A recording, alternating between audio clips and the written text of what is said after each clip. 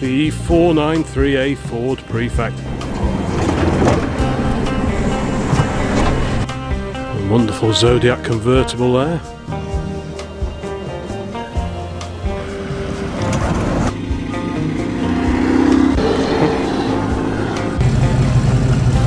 Beautiful example in maroon, this one. Yeah, definitely the AMI 6.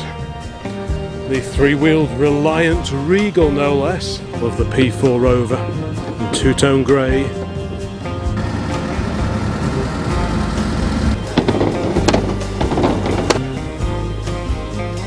It is absolutely brilliant. Just so original. So BMC swiftly redesigned the front end of the MO. Oh, you're not coming. So you can bring your camera anytime. 1982.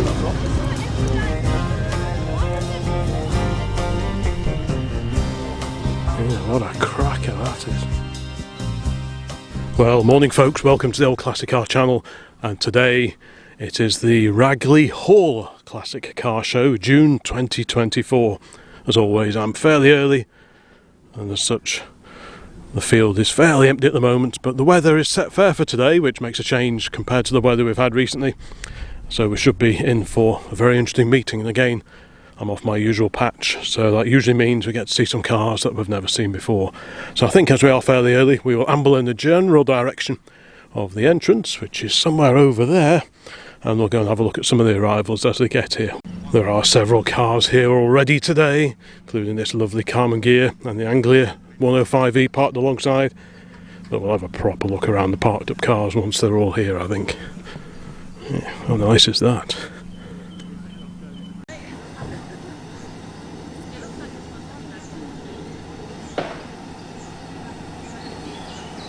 '67 Mustang. There is Ragley Hall itself. Apparently this was completed in 1683. There will be several later cars here today. Obviously we'll try and show a little bit of everything and prioritise the older cars. What a lovely little building that is. And the scene is only enhanced by this little Hillman Imp Husky, I think that one is. So the Husky name goes right back to the 1950s with the Minx based estate cars, and that one clearly is based on a rear engined Imp.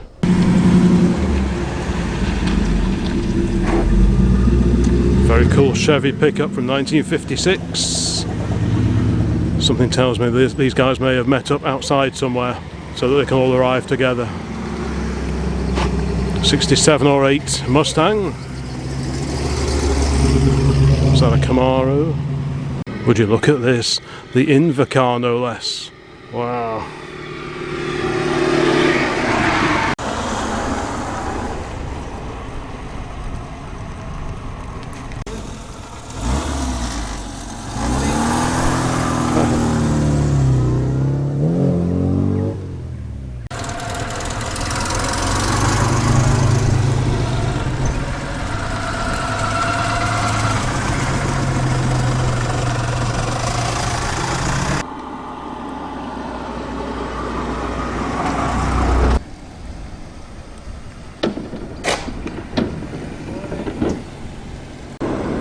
Whole gaggle of BMWs arriving, headed up by an E39 5 Series, taking it easy over the cattle grid, followed by the 840i Coupe. We see this one around a little bit, as we also do this 535i, the E28 from 1985 or thereabouts. We had a chat to the owner of this one at Capesthorne only recently.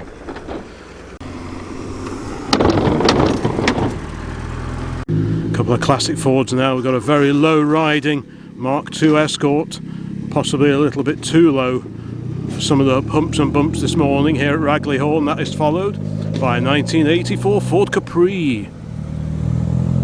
Now, next up, something that's really up my street, a pair of Triumph Heralds, no less. The first is a convertible, about 1968. How bonny is that, complete with the wicker basket on the back, and that is followed by a lovely two-tone saloon. I think that's a 1250 from 1966. How very, very nice pair.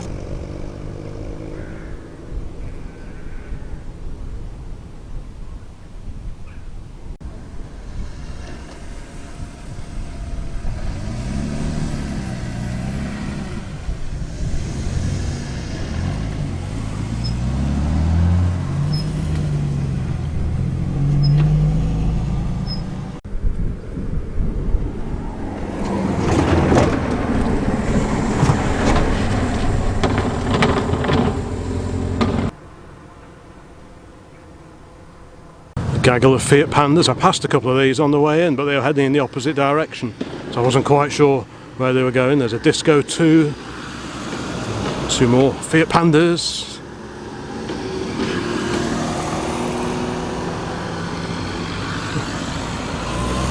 Followed by an Escort, a Mark IV. Is that an RS Turbo, or has it just got a turbo bonnet? I'm not sure. Little Metro, Fiat 500, and behind that, the TR7, the Triumph TR7 drop head coupe.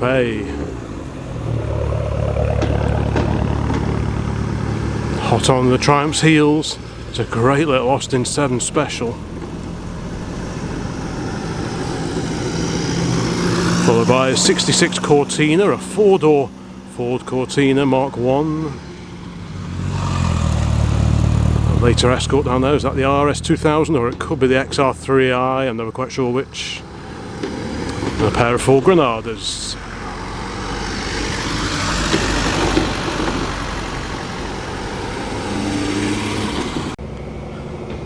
Cadillac. Followed by a Ford Prefect, the E493A Ford Prefect of the early 1950s. Great to see that here today. That's followed by Mercedes SLK.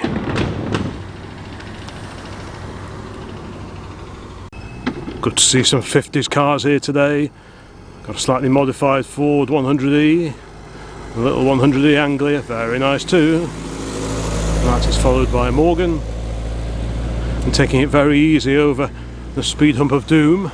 We have a speed hump of doom at Capesthorne, and there are one or two here as well at Ragley Hall. But a rally prepared Sunbeam Talbot Lotus no less, in the Andrews Hire livery. That sounds fantastic. Lotus twin cam engine. Lotus Elan M100 series.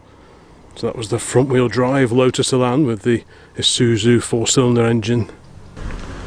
Simon Templar is in town. A wonderful Zodiac convertible there.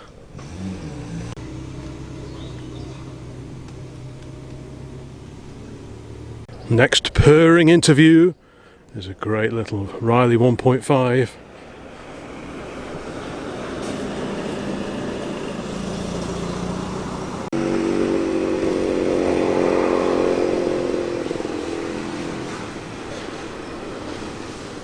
Slice of Reliance finest, the Scimitar SS1.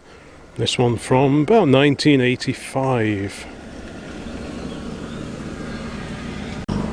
A few years on this Transit camper now as well, late 1980s.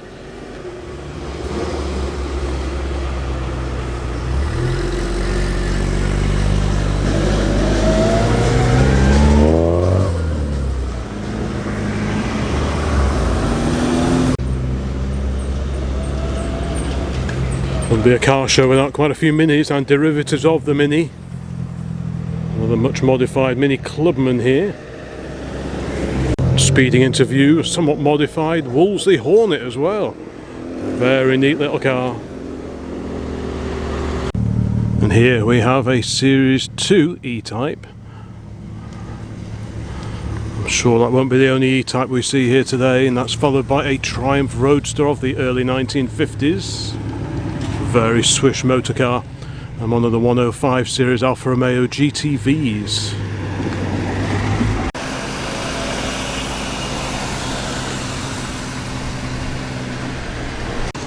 A Morris 8 Series E, and a Wartburg, a 2-stroke Wartburg. Wow, I've never seen that before.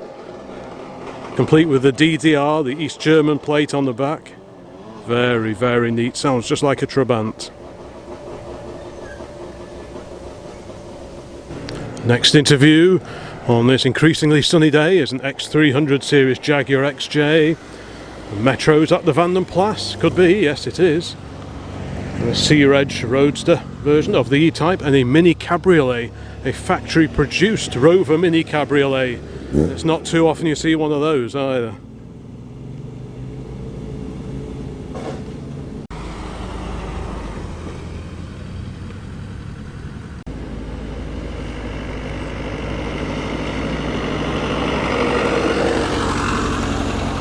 Starting to come in batches now.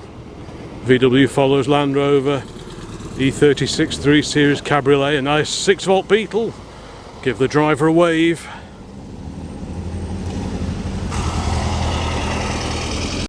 MG ZTT, the estate version of the MG ZT, which itself is based on the Rover 75.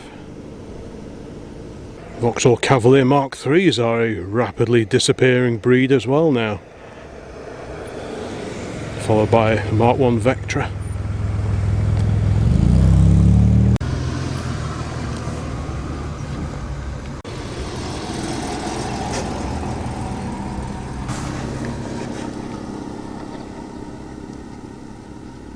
This speed bump has claimed a few victims over the years. Lotus Europa.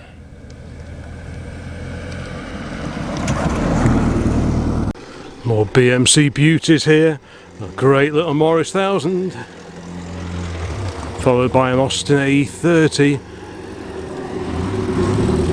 And another little A30 behind that, all powered by the famous BMC A-Series engine. What a great little car that is. And its original registration number as well, POB 523, so that's great to see. Now here comes a great little car that we see at so many of the classic shows events, Western Park, etc. A great little Hillman Husky.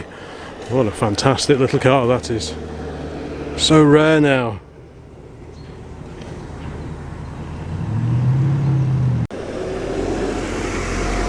The Sierra, the XR 4x4, V6 power, 4-wheel drive.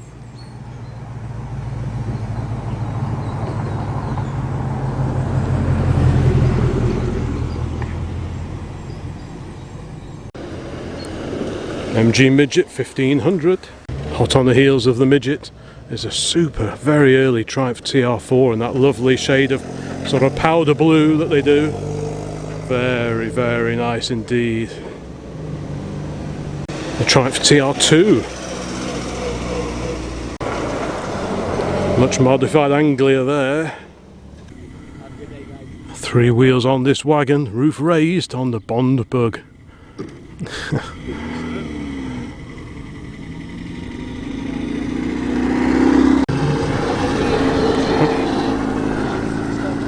Never ever liked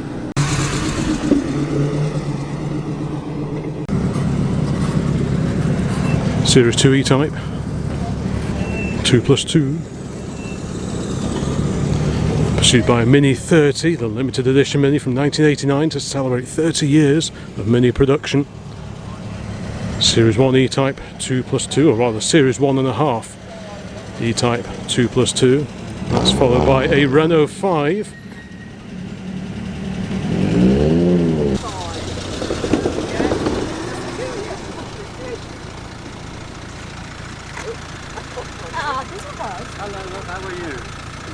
Another Midget 1500. Morning, sir. Fantastic Volvo, the P1800 from about 1968.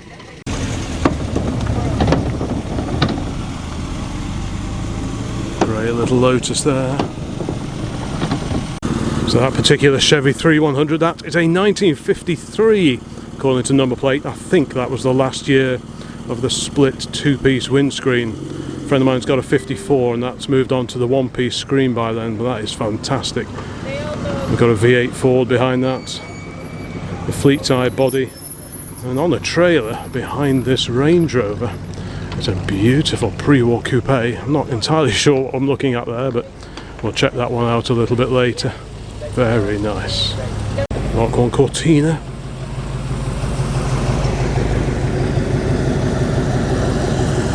A beautiful little Austin 7 Chummy. What a great little Austin 7 that is. Behind that, the Chrysler Crossfire and a Triumph TR6 and a Maestro based van.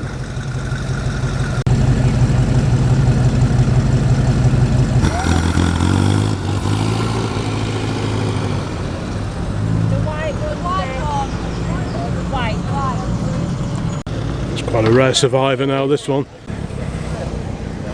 Alpine A110, 1970-ish, 71. much modified Ford Coupe from 1930.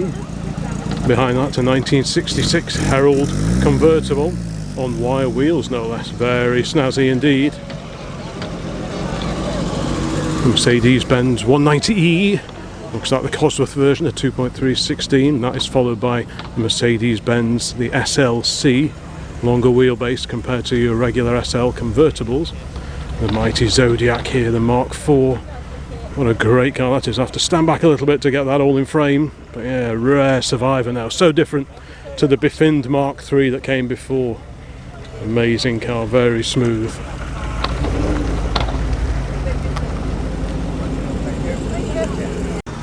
Ford Cortina Mk1 estate with Lotus badges on it. So is that hiding a secret, I wonder?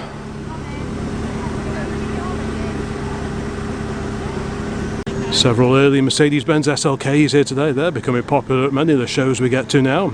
It's a 323i, so the 2.3 litre straight six fuel injected engine. Very nice too.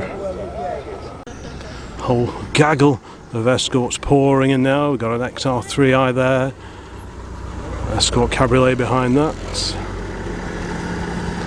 Another XR3i based on the Mark IV Escort. Mark V, I think. Followed by another XR3i Cabriolet. Ford Sierra behind that. Always good to see a few Sierras here. And an XJ, the XJS, the V12, the 5.3 litre V12 in convertible form. And behind that, an ERA Mini Turbo. This was a limited edition run of Minis produced, when was this, about 1990ish, somewhere around about there. Resurrecting the famous ERA, the English racing automobile's name, made so famous pre-World War II. The original company founded by Raymond Mays. So it's great to see one of these Mini Turbos here today. Jaguar XK 150, fixed head coupe.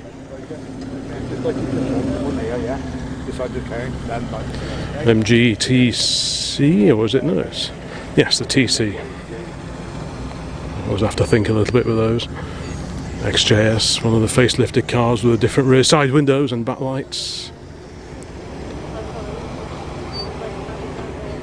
Another XJS with the American headlamps, and behind that, an F-plate Morris Minor 1000 4-door.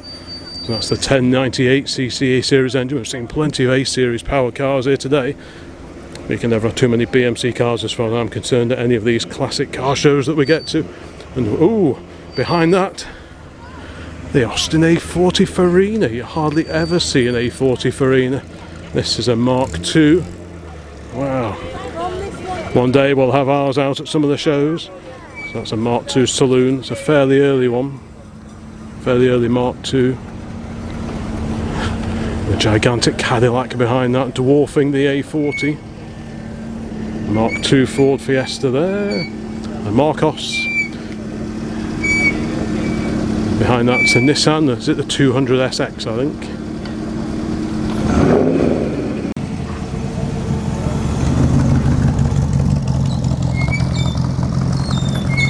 Sierra Cosworth behind the Nissan, taking it very easy over the closest speed bump of doom. About 1986, that one. Nearly 40 years old. A brace of rubber bumper MGB GTs here.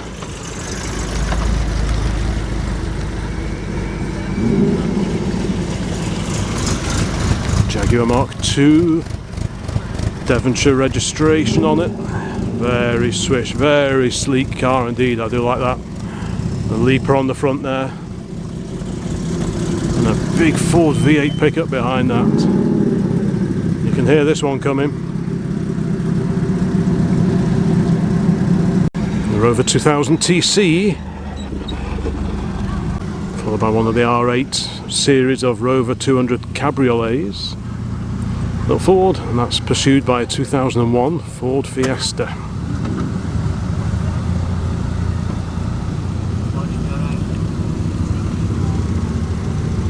Beautiful 1950s Daimler there. I'm assuming that's a Conquest.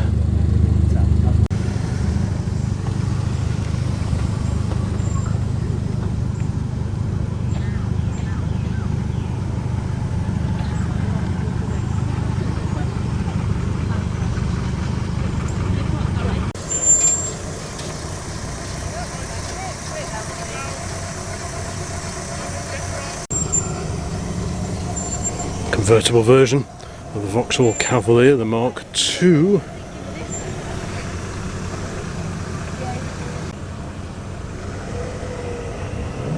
Mark 1 Mondeo, followed by Nissan Micra.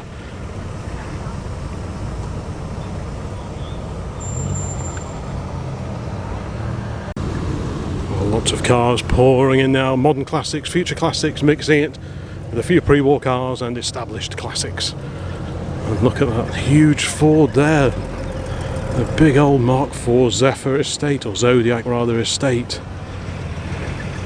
That's a rare old girl. I think I remember seeing this one down at Malvern, or at least one of these down at the Malvern Classic Car Show. There you go, the Ford Executive with overdrive. That is a very rare old girl.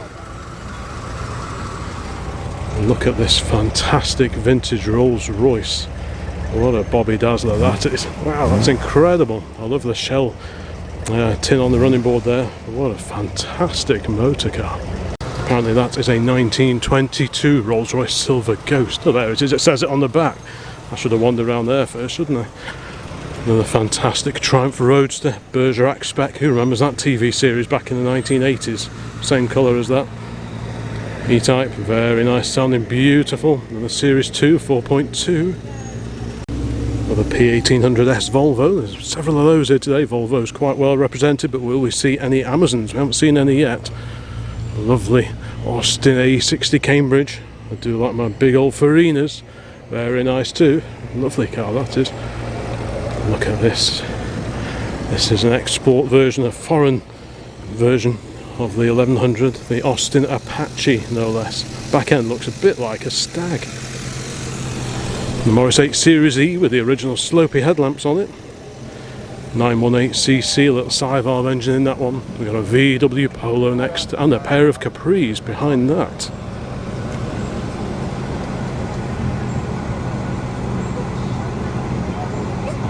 Behind the Chevrolet pickup I spy a two-door SAAB 99 Turbo. Really, really nice. Behind that, a fantastic, beautiful, look how clean that is. Triumph 2000 Estate. That is just immaculate, the paint finish. You look down the side, it's just in phenomenal condition. Really starting to queue up now. We've got a Rover 3500 P6 version, automatic, with the Rover V8 of course, about 1971. I think that's in tobacco, that particular shade of brown. E30 Cabriolet. MGB, nice early one with the pull door handles, very nice too. The Triumph TR6 from about 72 or 3. Wow, and the Renault 5 Turbo 1, I think that is, it could be a Turbo 2. Either way, engine behind the front seats, the engine is in there. And it's got these air intakes in the back wing, a bit like our 4CV. I think this probably goes a little bit better than our, there's a Turbo 2 from about 1984. Built with rallying in mind, the old Group B era rallying. Bit of a handful by all accounts. A great little home built there. And the Morris Minor, the original pre-war Morris Minor. I had one of those, a green one, in the garage for years. And reluctantly I decided to sell it just a year or two back. But yeah, the £100 Morris, that's what they were sold as back in the early 1930s. Morgan here, the good old Morris Traveller, quite a late one. They were built until about 71 or 2. Bright yellow MGB Roadster. One of the facelifted Rover PE6s in a different shade of brown. This is a 2-litre car. Very nice too.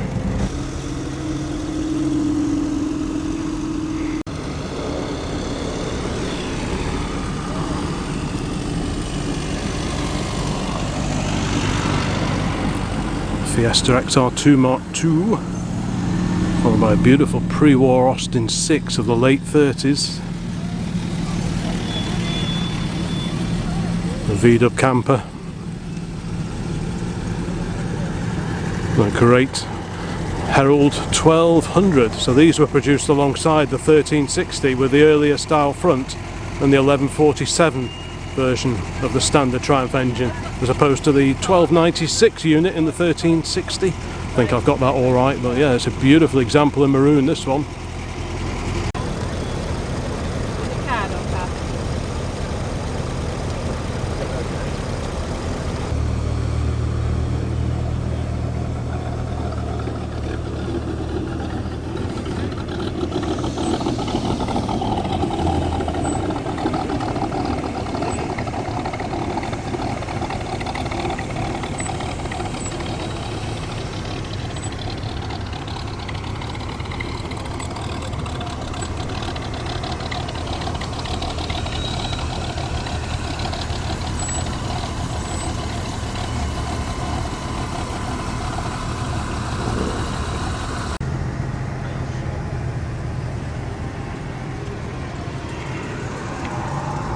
Mighty Chrysler Imperial.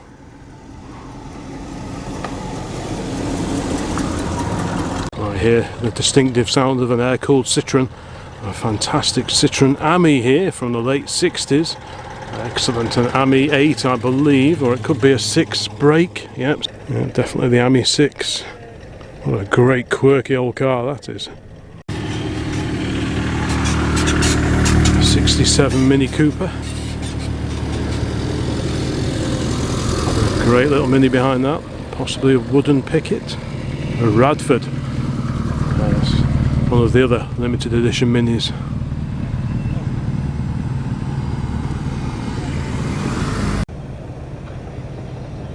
It's a great little Hillman Imp, quite an early one that as well, fantastic colour.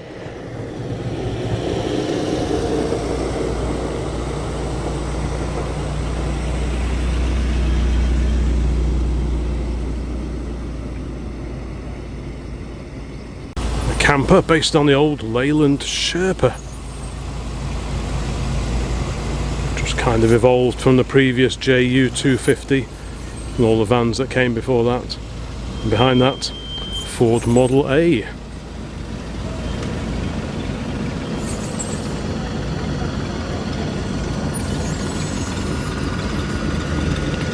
Behind the Chevy pickup we have the little Alpha stroke Nissan collaboration, the Nissan Cherry Europe. Giveaway from this end is the Alfa, or are the Alfa Romeo wheels. So this was a collaboration between Nissan and Alfa Romeo. Nissan provided the body shell, Alfa Romeo the running gear. You can just see the Cherry Europe sticker on the back, or the badging on the back. That's quite a rare survivor. And here we have the three-wheeled Reliant Regal, no less. Very nice too. Of course, it was the, based on these, it was the Reliant Supervan 3. In front of that, Series 3 E-Type, the V12. It's a manual gearbox V12 as well. Some were auto, some had the 4-speed manual, but this is the manual. Big 5.3 litre engine, trying to keep cool under that huge bonnet, and a great little mini Clubman estate here.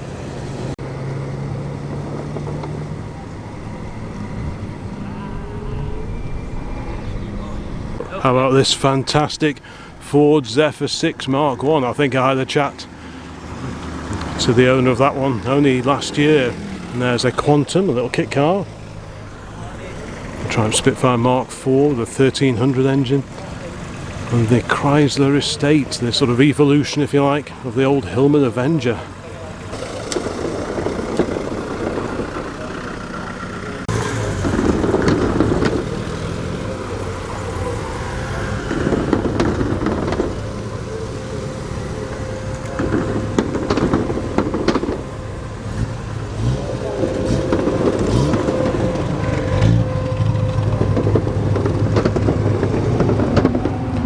The Monaro, a bright red Nissan 300 ZX. The Jaguar XJ6 Series 2, followed by a bright red Ford Puma. These are getting pretty thin on the ground now. Triumph TR6 on a private plate. And a much modified Granada limousine, a stretched limousine version of the Granada. Ooh, slightly squeaky. And an MGTF behind that, and a Rover P4 from 1964. And another Volvo P1800. Great to see so many Volvos here today. This is a 65 example. Behind that, the Austin Healey 3000, I think that's the Mark III from about 66. And the Mark 1 Escort behind that. The RS, is it 2000 or the 1600? It's the RS 2000. And another Volvo slightly later P1800. How many is that now? 4 or 5?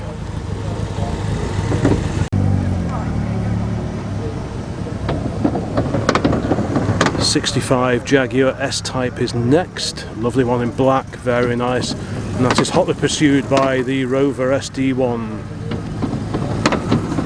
With a very similar engine under its bonnet, we have an MGB GT V8, sounding quite purposeful. Electric fans whirring away. And behind that, the Opel Manta, the i200 Opel Manta Coupe. I tell a little lie. The Opel Manta is in fact one of the fastback cars based on the old Berlinetta. That'll teach me just to look at the front. Circa 1984, that particular example. The Jaguar XKR, the supercharged V8 XK. The Daimler version of the Series 2 XJ, the Daimler Sovereign. Could be a 4.2, could be a 5.3, not sure, doesn't say on the back. Much modified pop, make that 2 much modified pops. And what do we have here? Is that a Monaro pickup? A little Fiat Jolly based on the Fiat 500. A nice TR6, unusual colour that one.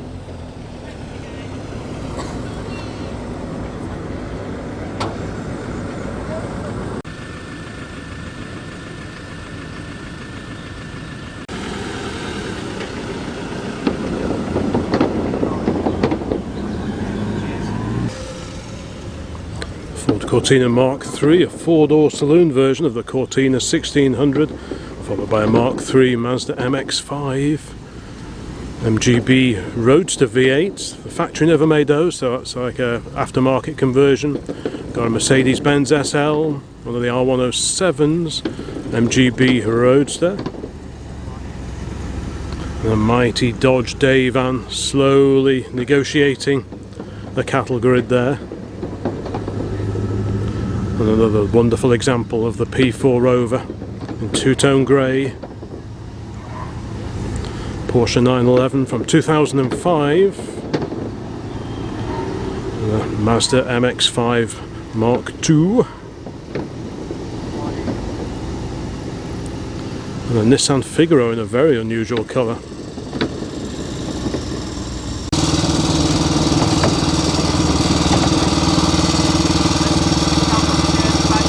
It's a stunning BSA.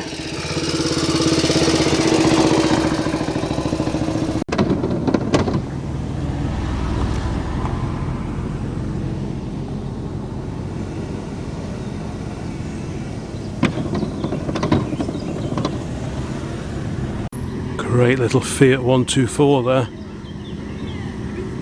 Very nice too, the 124 Spider.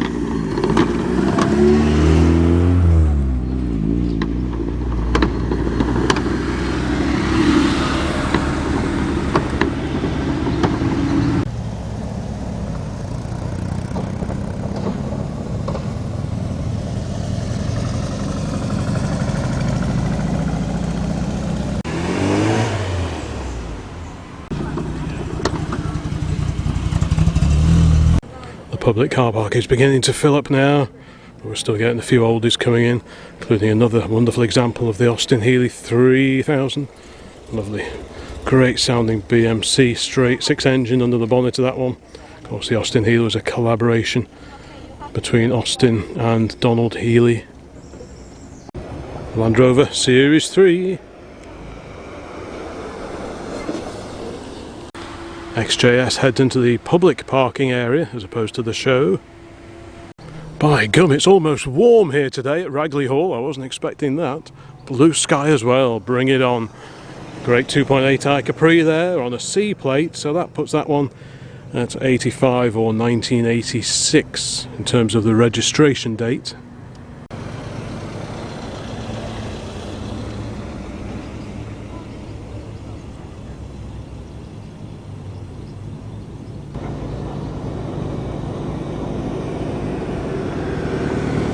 Behind the souped up Ford Anglia we have a 99 turbo on a T-plate. I'm guessing this is one of the 3-door combis. That's a great car, I do like that a lot. Very nice. Yep, the 3-door based on the 99 Combi Coupe. And that would go on to form the basis for the 900, which came out in 1979. Now what is on the trailer behind this Jaguar XF? Wow, it's another Mark 1 Ford Zephyr 6. What a cracker that is. It's on its original registration number, some nice badges and lamps on the front of that one. Yeah, great to see that here from the early 1950s.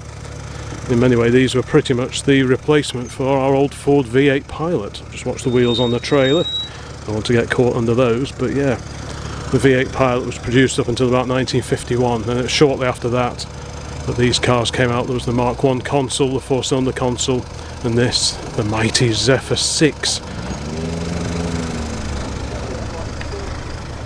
Behind that, a Subaru Impreza and a Fiat X19, little mid-engine Fiat X19. Not sure if I've seen this one before. It's quite a late one on an E-plate. Just over in the distance there, an XK8 Coupe. Porsche Boxster pursued by Mark 1 MX-5. How many of those will we see here today? Now here is something you don't see very often at all, the Hillman Minx of the mid-1950s. These were produced in a number of variants throughout the 1950s. Early ones had a little side valve 4-cylinder engine, the later ones switched to an overhead valve unit. I'm not quite sure which this one is. You just see the gentleman behind the wheel operating a column gear shift. So this could be a side valve, it could be one of the later overhead valves, I'm not quite sure. But yeah, what a rare little car that is. Fantastic.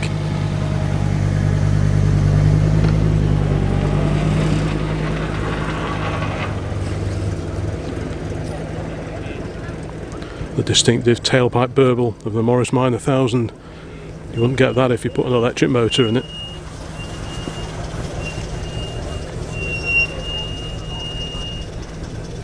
Got a Triumph TR4A here with the TR5 wheel trims. Those full width wheel trims. I think they were standard on the TR5 only. This one's been upgraded to that, but this is definitely a TR4A, the 4-cylinder TR4A with the independent rear suspension. It's got the Surrey roof with the centre panel removed because the sun is out, so make the most of it. Yeah, two great British classics there, stalwarts of the classic car scene here in the UK for years and years, these two.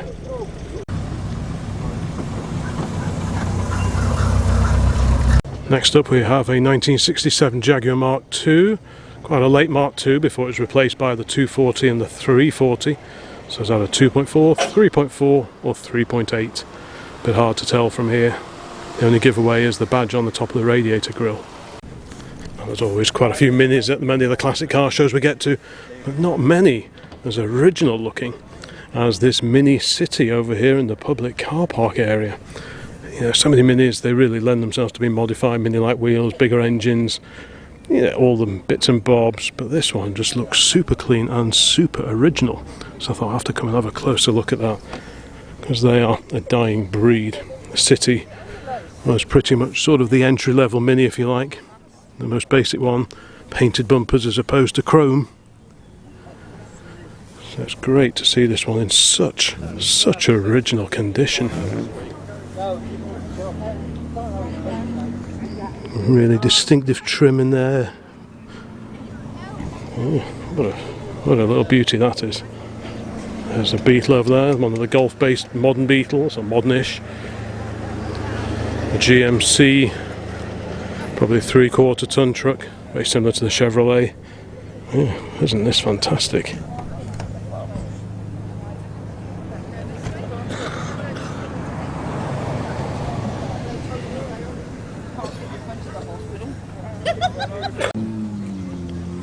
Now,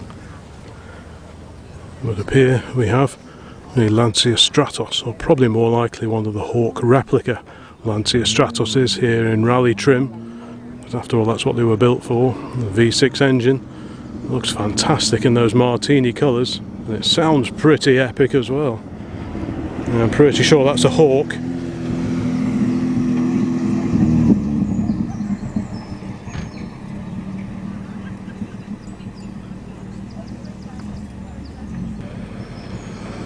Vauxhall VX220.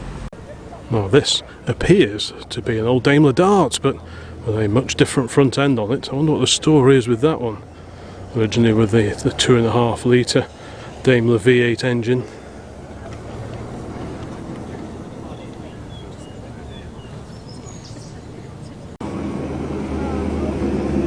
TVR Chimera, followed by XKR Ragtop. Series 1 Jaguar E-Type fixed head coupe, very nice too. The XK Straight 6 sounding very fine today. A Riley 1.5 litre, very nice car. Introduced in the late 1940s, very much a pre-war car in terms of the body construction, ash frame, steel panels over the top, and a composite roof. So yeah, quite a tricky car to restore one of those if you find a rough one. A great mid-50s Chevrolet.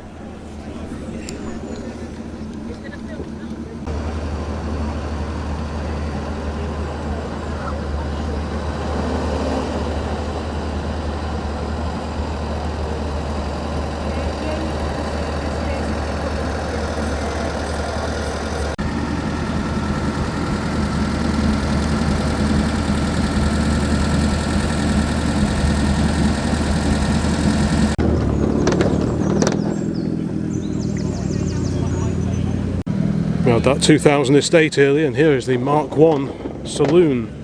It's the 2.5 PI as well, Lucas fuel injection, very similar to that in the TR5 and the TR6. A VW Jetta, I believe, over there in the queue, fairly early example of the Triumph TR4.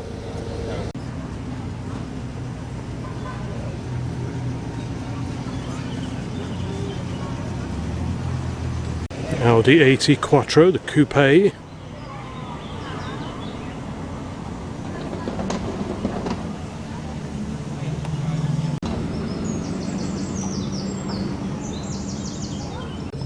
Daihatsu Copen there, one of the Japanese market K cars, built to certain dimensions to take advantage of certain tax laws over in a native Japan.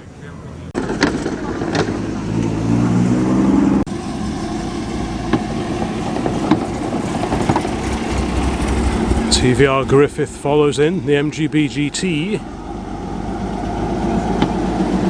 Behind that, a wonderful Morris Oxford MO. That body shell went on to be used on the Wolseley 680, or at least the rear 2/3 of that body shell.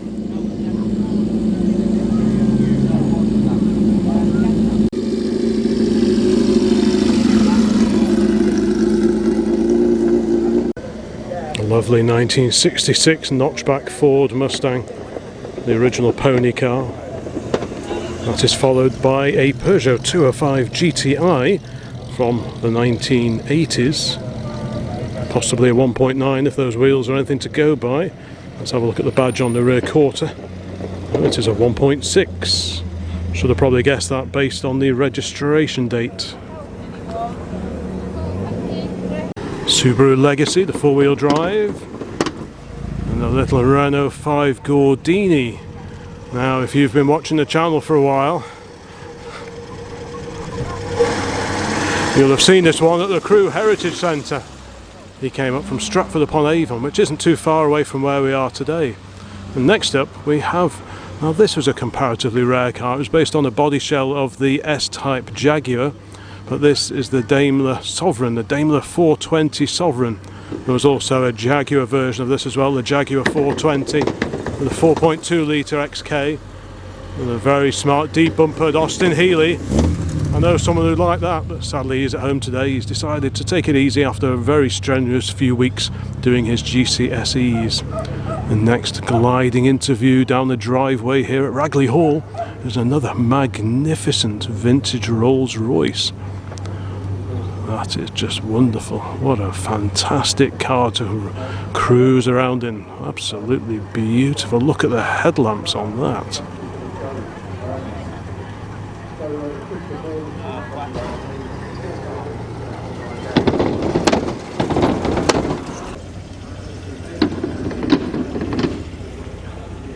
Another Series 3 version of the Jaguar E-Type Roadster. All of the Series 3s had the V12 engine.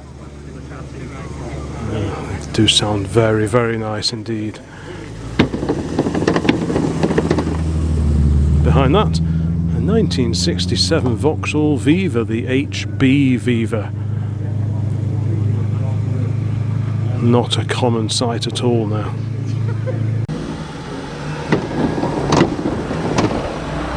Another super little Alfa Romeo here on an F-plate. Beautiful little car.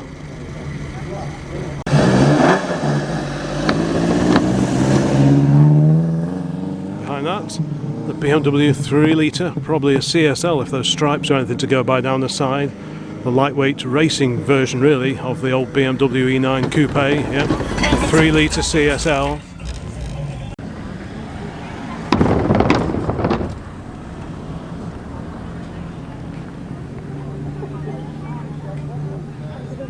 Super little air-cooled Porsche here on a 66 registration, so that'll be a Porsche 912 with the flat 4-cylinder engine as opposed to the flat 6 of the 911.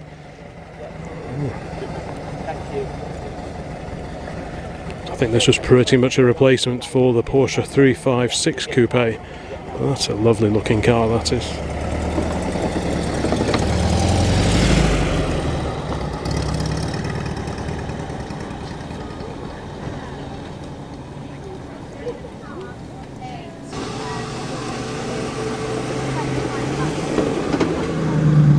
Well, I think we've probably seen most of the interesting car arrivals now, so before we have a walk around the parked up cars, I'm going to nip back to the Mazda, have a quick brew.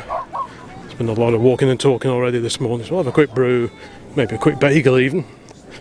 If you saw the video I did at Tatton Park recently, you'll know I didn't make it all the way through my bagel because a dog walked off with it while I was still talking to someone, so that was quite exciting, but I can't imagine that'll happen here today. So, now where am I parked? I think the sports car section is somewhere over here. We might have a look around the auto jumble section later. Well, the sports cars and convertibles section has certainly filled up a little bit since I parked up what seems like an age ago. It's bright red MX-5 Mark 1 there, and the VX220, the Hawk Stratos. One very, very cool car. Look at the wheels on the back of that. It makes sense to have a quick walk around here as I'm walking back to the car. Yeah. What a cool little car that is. I imagine that is twitchy as anything even. When being rallied, you can just imagine that rallying through the forest stages, night stages through mid-Wales back in the 1970s. Bit of Porsche action, as expected. We'll carry on down here. I just caught a glimpse of yellow. There's the Mark II MX-5 and the Porsche, a Focus RS, future classic perhaps. MG, the Ford Puma. There's that little Quantum, the Ford-based Quantum kit car. Much modified Mini, bonnet up on the XR2. Let's carry on down here past the very tiny little Mini Golf, the 3 Series. Very nice too, the Morgan, roof down of course. The Chrysler Crossfire and our little MX-5. It's always interesting to read the comments that you leave on these show videos that we get to. I had a very interesting one at the recent Capesthorne Hall video. Someone saw that I took the Mark 1 MX-5 and he wasn't very happy about that at all. He described it as being a slap in the face for any classic car enthusiast that happened to be at Capesthorne Hall that day, which he obviously wasn't very happy about me taking this car, whether it was because it was a bit new for him or maybe just doesn't like these pesky foreign jobs. I'm not quite sure what his particular beef was with us taking this, but to say it was a slap in the face of all the other classic car owners at Capesthorne Hall because we went in this Well, let me know in the comments if you agree.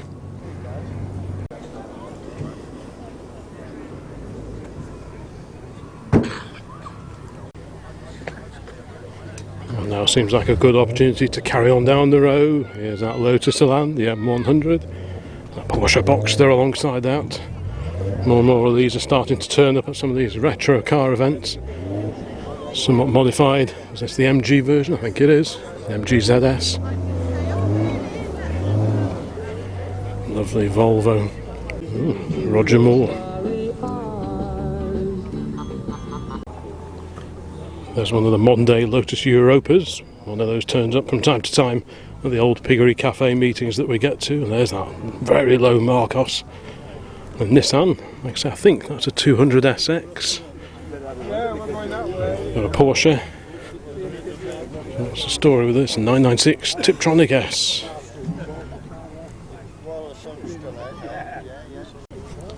Just take a relaxing amble down here, past Porsche's various MX-5, open-top version of the R8 Rover, 4-seat convertible, the 216 from 1996. Probably quite a rare sight now. And over here, another MX-5. This is a UK market car just like ours. The Mark 1 with a few extra trim bits and bobs in here. We've got the wood effect on the doors and also around the gear lever, etc. And over here, the little Daihatsu Coupon. We're going to get a demonstration of the roof, the all-metal roof, on the little Daihatsu. So we MX-5 owners have to put up with a folding fabric roof, but not so if you have a Coupon. Here we go, engine running.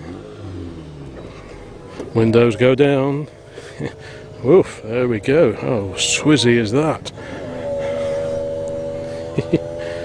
Wow. Who remembers the Ford Skyliner retractables of the late 1950s? Very similar arrangement to that.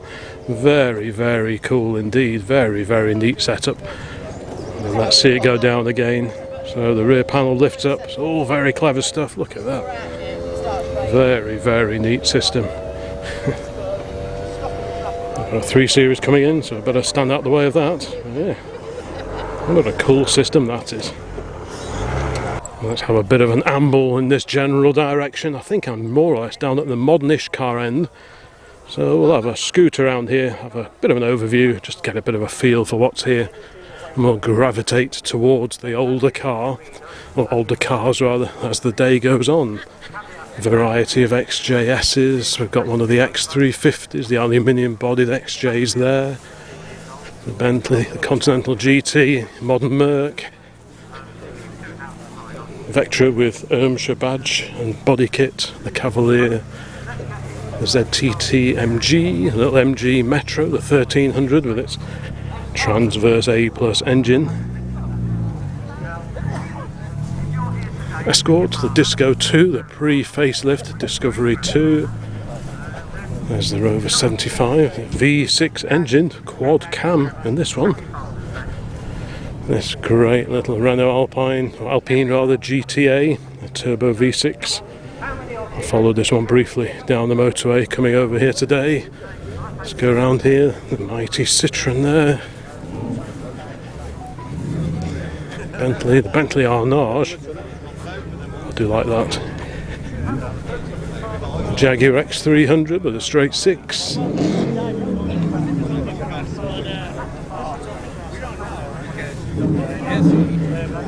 Bentley Monaro pickup.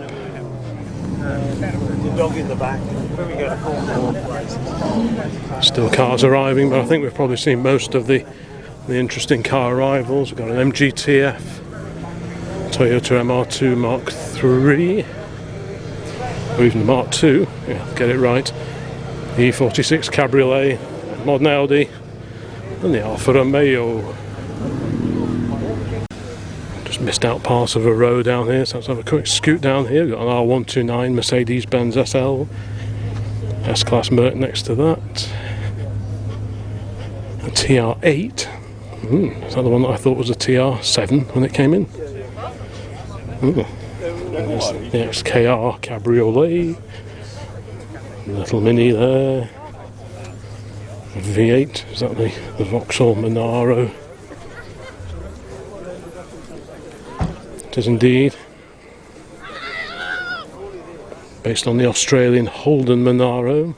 4.2 litre XK8 there, the Beetle, the front wheel drive Beetle. Based on the VW Golf, no longer air cooled. Let's carry on down here. Just have a quick shufty. Chimera, XKR drophead, XJS convertible with the American spec twin circular lamps on it. The Subaru Legacy. Now let's go down here past the XKR. A series set of wheels and calipers on there. I wanted to have a look at this little Fiat Panda. Fiat Panda 1000. 1992, 5 keepers, drives very well. Door will be repaired soon. Ooh, yeah, very bonny little car. Single wiper, is it? Or is it? It's a single wiper on here with the washer jet alongside. So of course, if you had a left-hand drive one of these and steering wheel was over here, they would be swapped around, I imagine. Marcos is moving.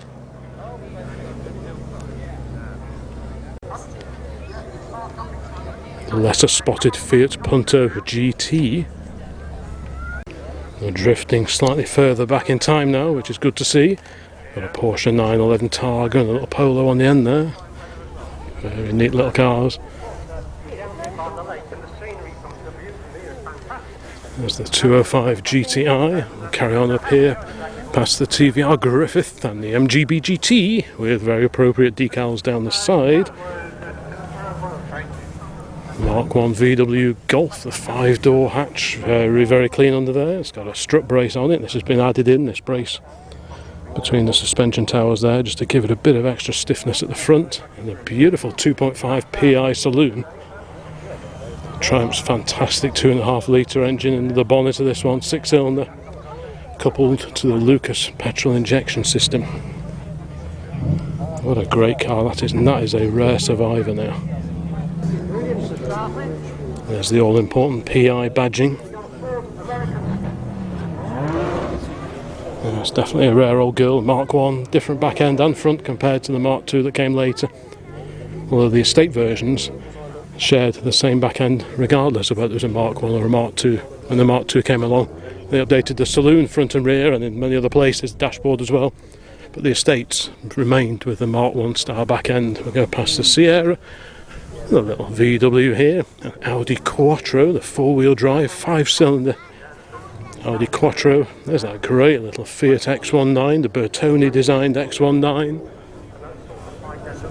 The Escort here on a D registration, about 1986. There's the Capri. We filmed some of these coming in before. Fiat 124 Spider. Mercedes SL, the 3.5 litre Rover SD1. There's that Nissan Cherry Europe. There was also an Alfa badged version called the Alfa Romeo Arna. Both very similar cars. And on the end here, the 300ZX in immaculate condition.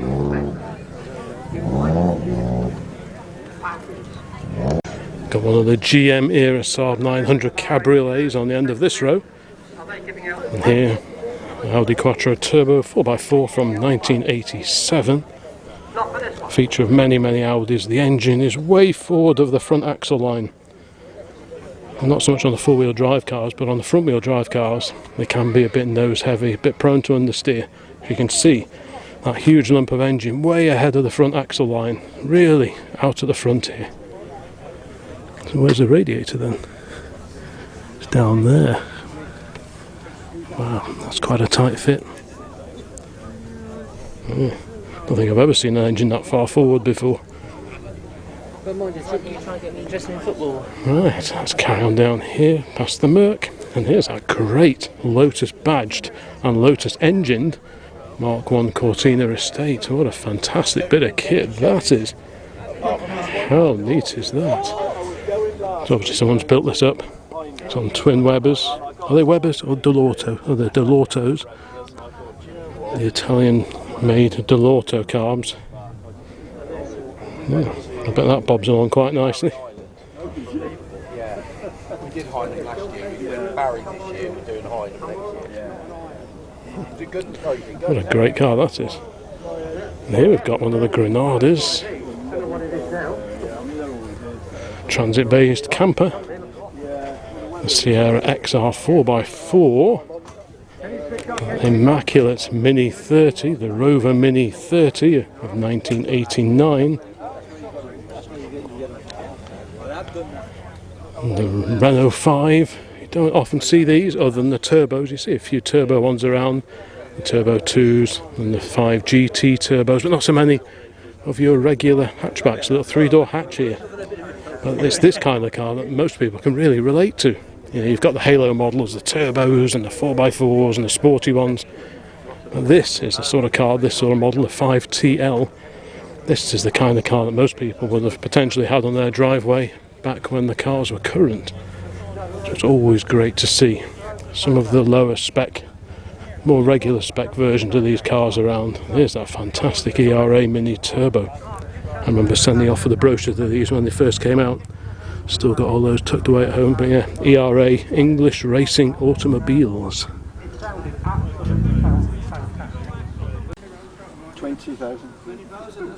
20,000 miles from new, this ERA Mini Turbo, and never restored. I haven't had it 35 years, but that's how old it is. Yeah. And we'll carry on the road past a little VW Polo and the Volvo 240 GLT with modifications. There's that little Audi Quattro and the VW Jetta GTI. So equivalent really, so like the booted version I suppose of the Golf GTI Mark II. The W123 era of Mercedes-Benz E-Class of the early 1980s. So this is quite a nice one. Some of the lower spec ones had slightly different headlights on the front compared to this. So this is either a mid-spec or above. I'm only guessing, but as there are no headlamp wipers on it, I'm guessing it's maybe a 230E perhaps. But yeah, great cars, real quality, solid car. Really, really cool. How about this? The Vauxhall Astra Mark II SR. That's a car you see very, very rarely now. Occasionally you see the GTE, but this was sort of like one rung below the GTE if I remember right. I remember when this kind of thing was fairly common on the roads, but now not so much. Very comfy looking seats, a bit like Recaro seats. Really nice condition that.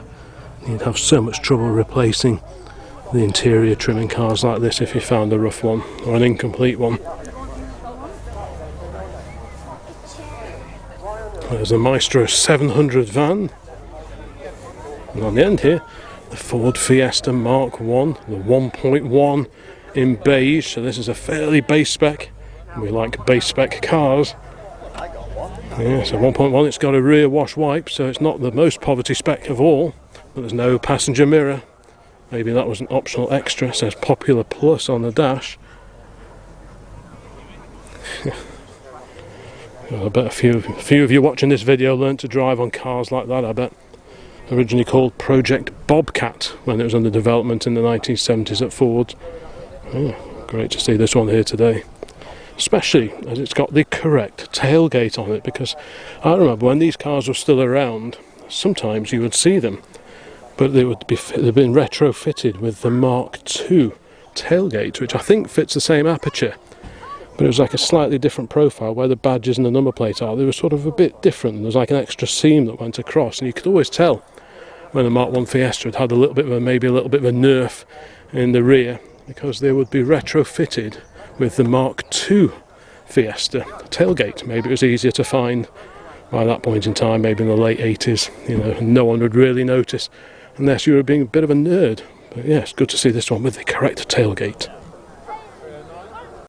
And while we're on the subject of beige Fords, over next to this Mondeo ST200 we have a very beige Ford Escort, one of the front wheel drive Escorts. This I think is the Mark III. The old sticker in the back window, Cuts of Camden. The Vision in brown inside. An incredible interior that is. It's got the original Ford radio as well. No cassette player on this one, just a medium wave radio. Wow, yeah. So good to see these cars that haven't been mucked about with and are in original spec. You know, so many cars get fancy wheels put on and spoilers and so on, and the more that happens, the further they drift away from their original spec, and it's so hard to find original spec cars. But this one looks pretty original to me. It's got the correct era AA badge on the front grille.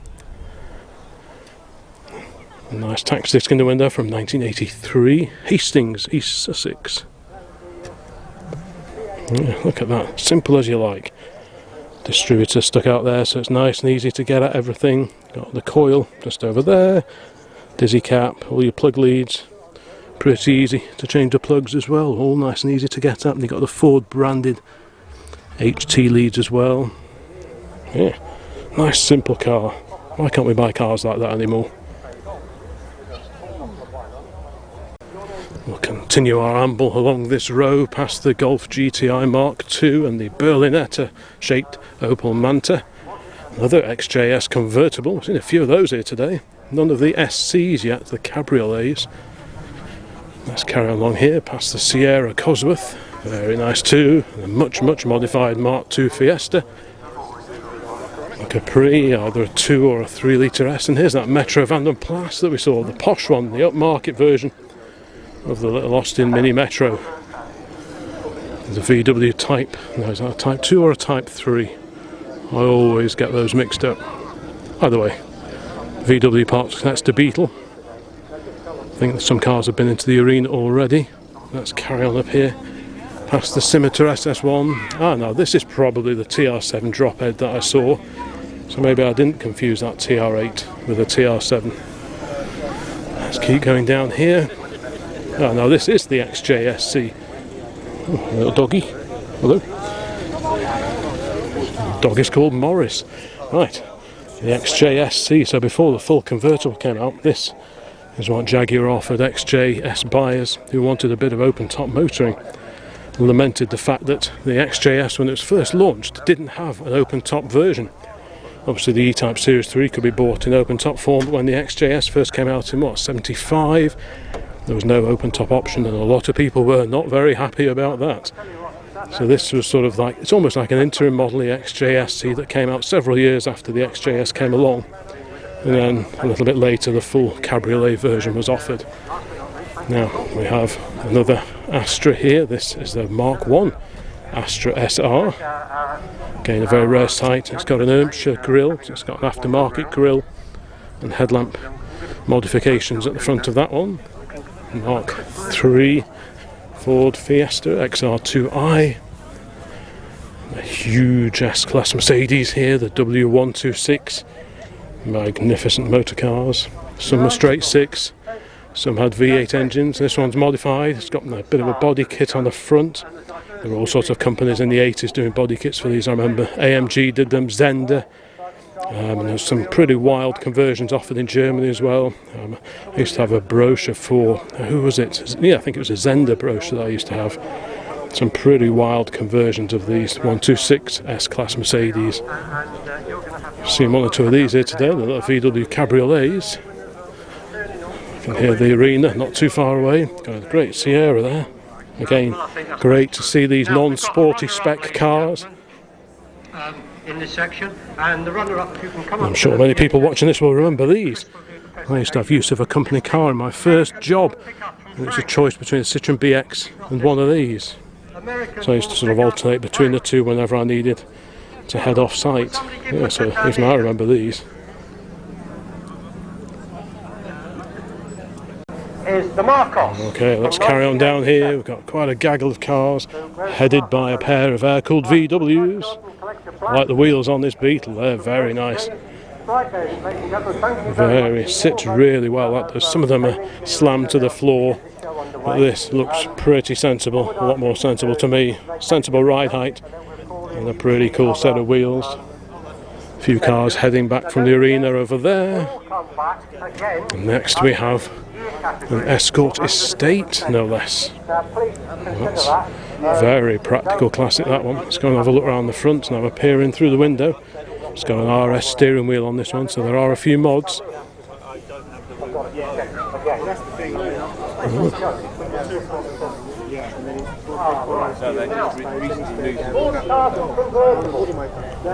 MGB Roadster super clean one here, bonnet raised, 1971, owned by Mike and Vera. How clean is that? So you've got 2 coils, so you can swap to a second coil presumably if one of them packs up. Interesting setup. We'll carry on down here. We've got the Triumph Stag, roof up, and on the end, a great little Morris Mine 1000 Traveller. And this is a German registered, still right-hand drive, but it's a German registered Moggy Traveller. So this one is clearly well travelled, which kind of seems appropriate. Yeah, so this one presumably was sold here, and then at some point in time went over to Germany and was re-registered over there. So this car flies the flag for British motor cars and the British motor industry as it was back in the olden days over in Germany. So how cool is that? Great to see that one here today at Ragley Hall. Still got an old 1992 UK tax disc. Now let's go for a gentle amble in the approximate direction of the lake, which is over there. There's a little spider hanging off the camera.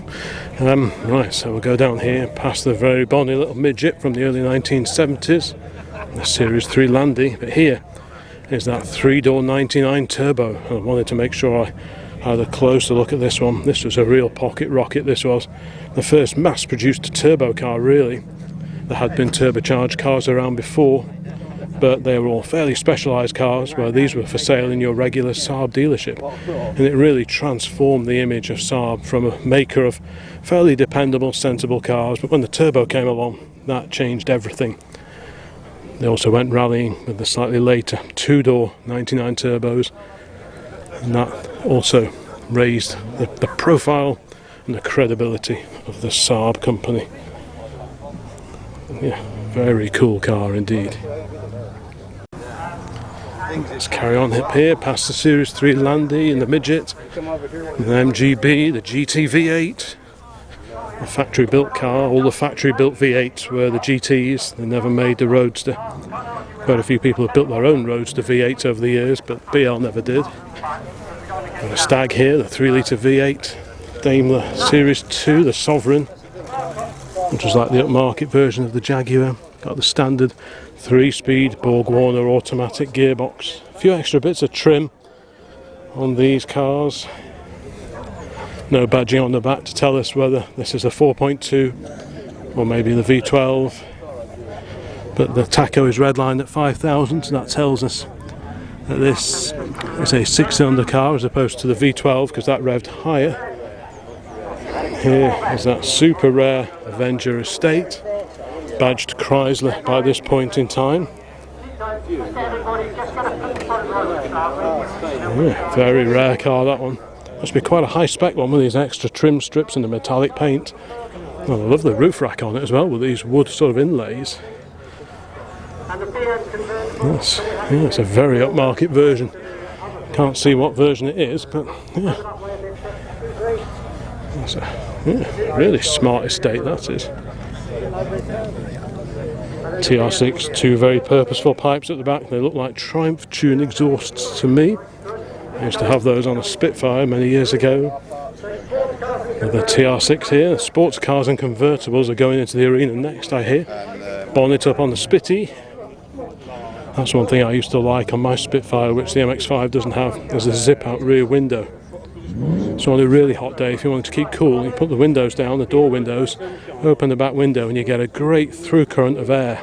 And it makes it lovely and cool to drive around in, and that's something I miss on the MX-5. And here is that great little Reliant Regal. There seem to be far fewer of these around compared to the Super Van 3s, which are based on this. That's a very neat little car, and I love this wind deflector on the door here. Reliant covers on the spot lamps as well.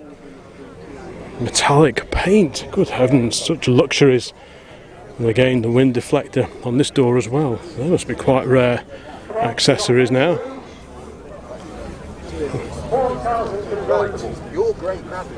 I like this wood effect on here. I'm not sure if that was an original thing, but it kind of looks in keeping. But look at that, it's got one of those suction rear window demisters. The Eversure Anti-Con. Wow.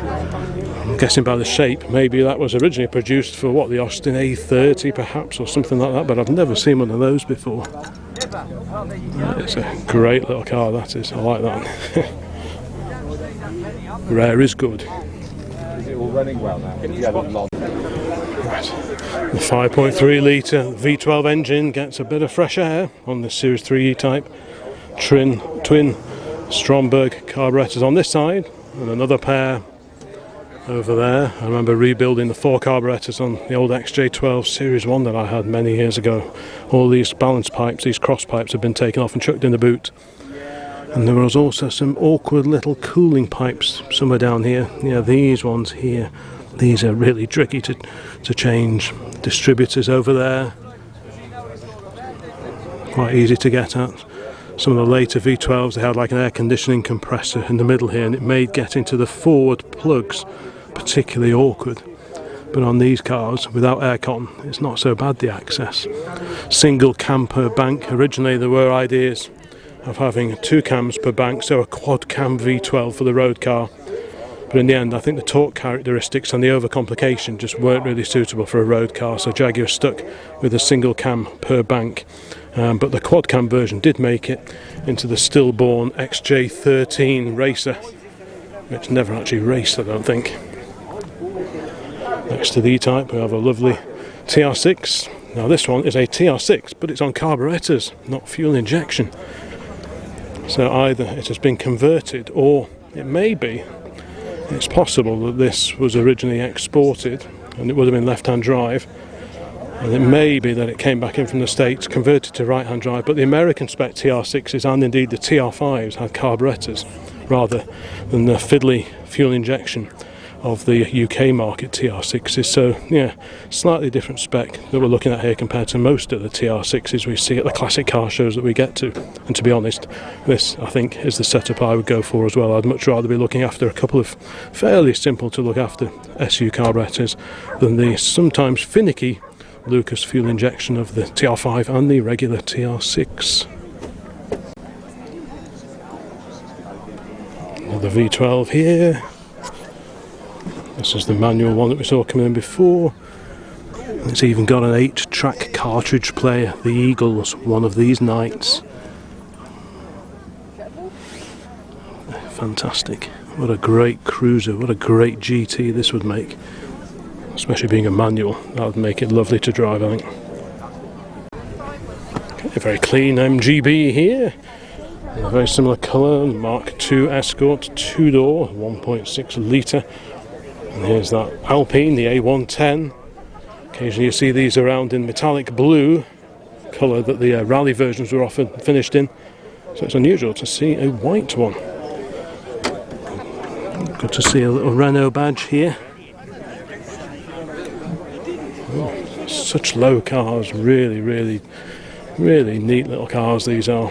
Again, engine out the back here, there are the air intakes. Great wheels. Those wheels would look good on the 4CV at home. And in fact the 4CV provided the basis for the car that eventually became the Alpine A110.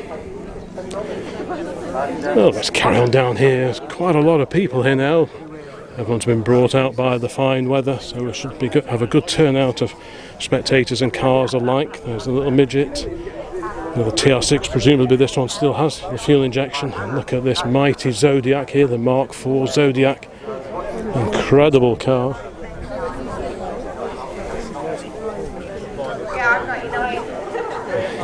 That certainly casts quite the shadow. Another B there, there's a maroon one here. 2000 TC, so 2 litre twin carburetors, and it's got the spare wheel thing on the back. Not all of them had that.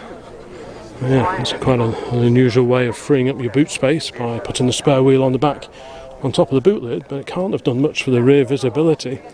And how about this mighty Zodiac Estate? The Ford Executive, to give it its correct name. And this one is up for sale, £12,000. You can buy yourself a huge and very, very rare classic estate car. And we like classic estate cars here at the Old Classic Car channel. So we'll carry on down here. We've got a Renault 5 Turbo 2. We've already spoken about that one. And another great little Moggy Traveller. This one, UK registered. So there's the little inline A series engine.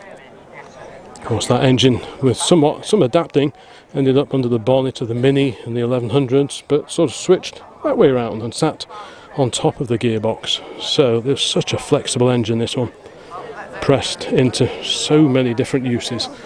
Another great B here, Rover P6 2000. This one a dark brown. The Mini Clubman Estate. The Series 2 Jaguar XJ6.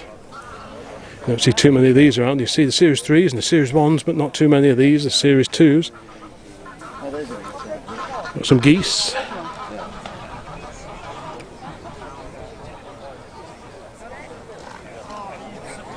And over here, the little Renault 5 Gordini.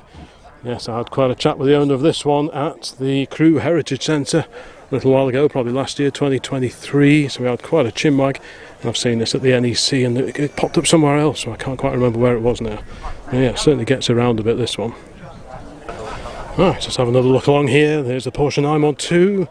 I've already actually walked up here, but I hadn't realised that the battery had gone flat, so I'm going to have to do it all over again. Right, so let's go up here. E-Type up here with its XK engine on display. Very nice too.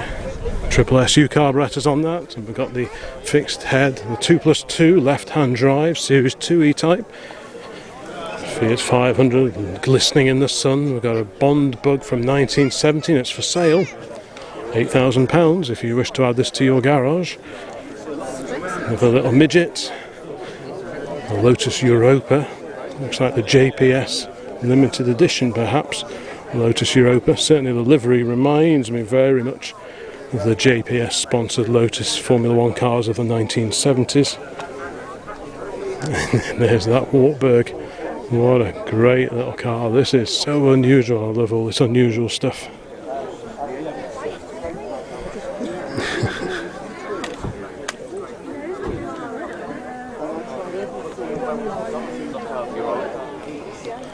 Very much a utilitarian estate car. How unusual is that? It's got the proper factory mud flaps on the back.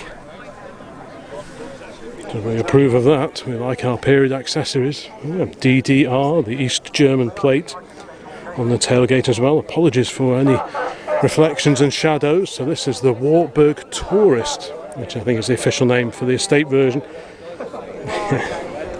What a bonkers car that is.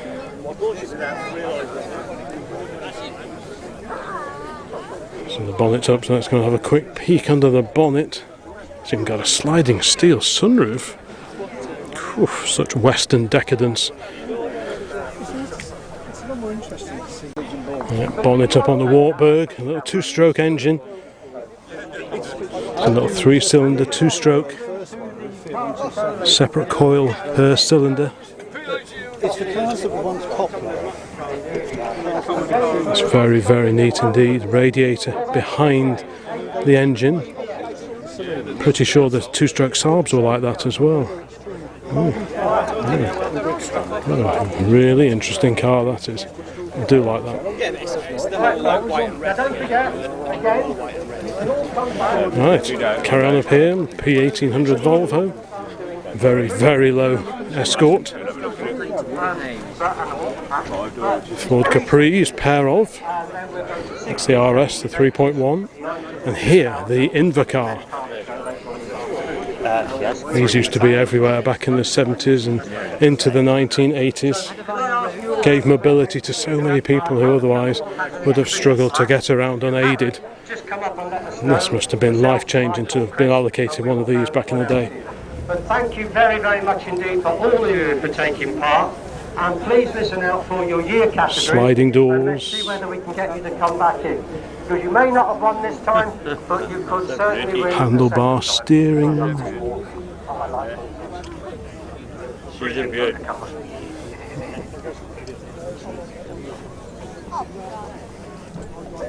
Many years ago, I was doing some gentlemen with a BMW. Okay, over here. Wow, look at this Beetle. Oh, great. All the accessories here, Thank you very much indeed to all of you for taking part, and please including vote pipe. back in under the year categories. Please do. It's all about you. It's your That's show, incredible. and you make our day. So the next section coming in now, folks. As is this one here. Vehicles manufactured before 1960. Now it's before 1960 in the arena, so as that's kind of my favourite category of all, I think I'm going to wander over to the arena and have a look over there. The arena's proving very popular today. The later cars, I'm not quite sure what the category is, I think it's sports cars, wasn't it? So you got a bit of everything, the Mark II MX-5, SAAB Cabriolet, yeah, sports cars and convertibles. So let's go and have a quick mooch around here without getting run over. Mark II Escort, followed by Mark IV Escort, the Porsche Boxster, Austin Healey over there, debumpered, looking great on those painted wire wheels. We do like painted wire wheels as opposed to chrome, not so keen on chrome in most cases. There's that little Scimitar SS1, rare little car, but this looks fantastic. I know from another occupation that I do, many years, cars here, isn't it? Absolutely gobsmacking they are fantastic. Real test of manoeuvrability and reverse parking skills, much in evidence when entering and exiting the arena. So watch my toes. Fantastic little proper mini convertible as sold at Rover Group garages. Doing photography for many years. So how would you perhaps capture some of these vehicles? Let's say that BMW there. The best way to look at a still vehicle to photograph is always do it at 45 degrees, so you've got the side and the front of the car on, and get as low as possible. Give it a bit of emphasis, a bit of bite. There you are, you see, folks. And over there, a car I didn't know was going to be here today, the Alfa Romeo SZ. A Zagato-bodied car, Alfa Romeo powered, pretty weird looking car. I think last time I saw one of those was at one of the Bicester Scrambles. So yeah, very 1980s car. So distinctive, quite an acquired taste, I think it's fair to say. But certainly very distinctive looking car from the Zagato coach building company of Italy. Thank you for being with us. Thank you. Next section then is pre-1960s. This is where we go right back to what our motor industry was all about. It goes back to our heritage, right? And if we didn't have some of these lovely old vehicles manufactured before 1960, and I used to work on some of them, we wouldn't have the modern vehicle that we've got today. And they are iconic, many of them, like the little Austin there. But I say, without these vehicles and without the people, the pioneering engineers and the engineering that went into these vehicles, we certainly wouldn't have the modern vehicle that we've got today. Back the clock. There's a beautiful little pre-war Morris Minor, the £100 car. 1960 in the arena. So, Little two-seater car, little side valve engine. some of those from the 50s. I like these old cars because they represent. That's a lovely little Seat. Behind it, I got it right, no? the Morris 8 Series E. The Morris. They were produced either side of the Second World War. 1933. It's a beautiful Rolls-Royce. Keep coming. Oh, look at that. There's a little Austin This 7. is what our motoring heritage, our British motoring heritage is all about. Because at the moment, they are all British. And here's that incredible coupe. Now, I'm not quite sure what this was. It came in delivered on a trailer a little bit earlier on. Little Austin 7. Beautiful American. And another one, American car coming in now. Oh, look at this. Leave the dogs alone. There's the Triumph Roadster, followed by one of the P4 Rovers that came in earlier.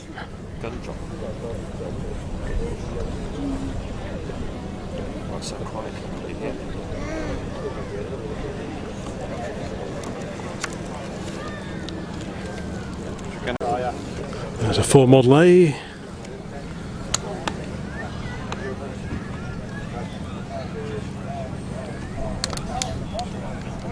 I can just see the Rolls-Royce Silver Ghost coming in as well in the background there.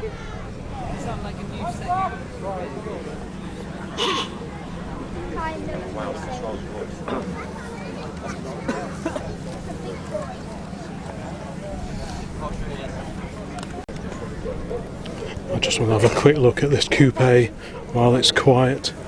So this is a Plymouth, right? That answers the question of what car this is. It's always good to see some of these early cars at these particular events. Yeah, that is a stunning, stunning American Plymouth coupe. What a fantastic looking car that is. This is a video, by the way, not Hello. Thank you. Thank you. This We're going to have a bit of a wander around and a bit of a chat on the PA system. catch up on these shows around on YouTube, you will definitely know old classic cars. And you'll see the photography on there. And the proprietor of it is Richard, Yes. Hello there. with the family. Richard, we see you at a lot of our shows, and a couple of days later we pick them up on YouTube. Yeah. And well, if we've got the time, we can watch the whole 2 hours. That's it, yeah. Well, some of them do go on a little bit. So, yeah, but it's great. You actually can describe. But if you do like classic vehicles and the shows, I do suggest have a look at it. Even a nutcase like me, I watch it. I watch it for hours, and it is absolutely brilliant. There are some lovely cars here, and of course, as I've said many times, older the better. We do like these early cars. So let's have a quick look at this Morris 8 Series E. Try and keep out the way of the commentary that's going on over there. I had quite a chat with Les just now, so that was cool. Yeah, what a bonny little car this is. The Series E 918cc, little side valve engine under that bonnet. That engine went on to be reused in the first of the post-war Morris miners in 1948. So yeah, that engine can trace its right back through the Morris 8 Series 1s and 2s, and indeed this Morris miner of about 1933 here, the little two-seater, the £100 Morris. This was originally marketed as back in the day. Yeah. Usually 3-speed gearbox, but some of them were 4-speed, I think, fairly late in production before the first of the Morris 8 Series 1s came out.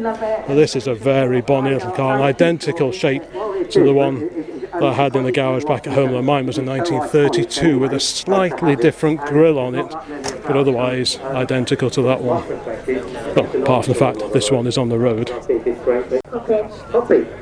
There's that little Austin 7 Special, with a home-built body on it, very nicely done too.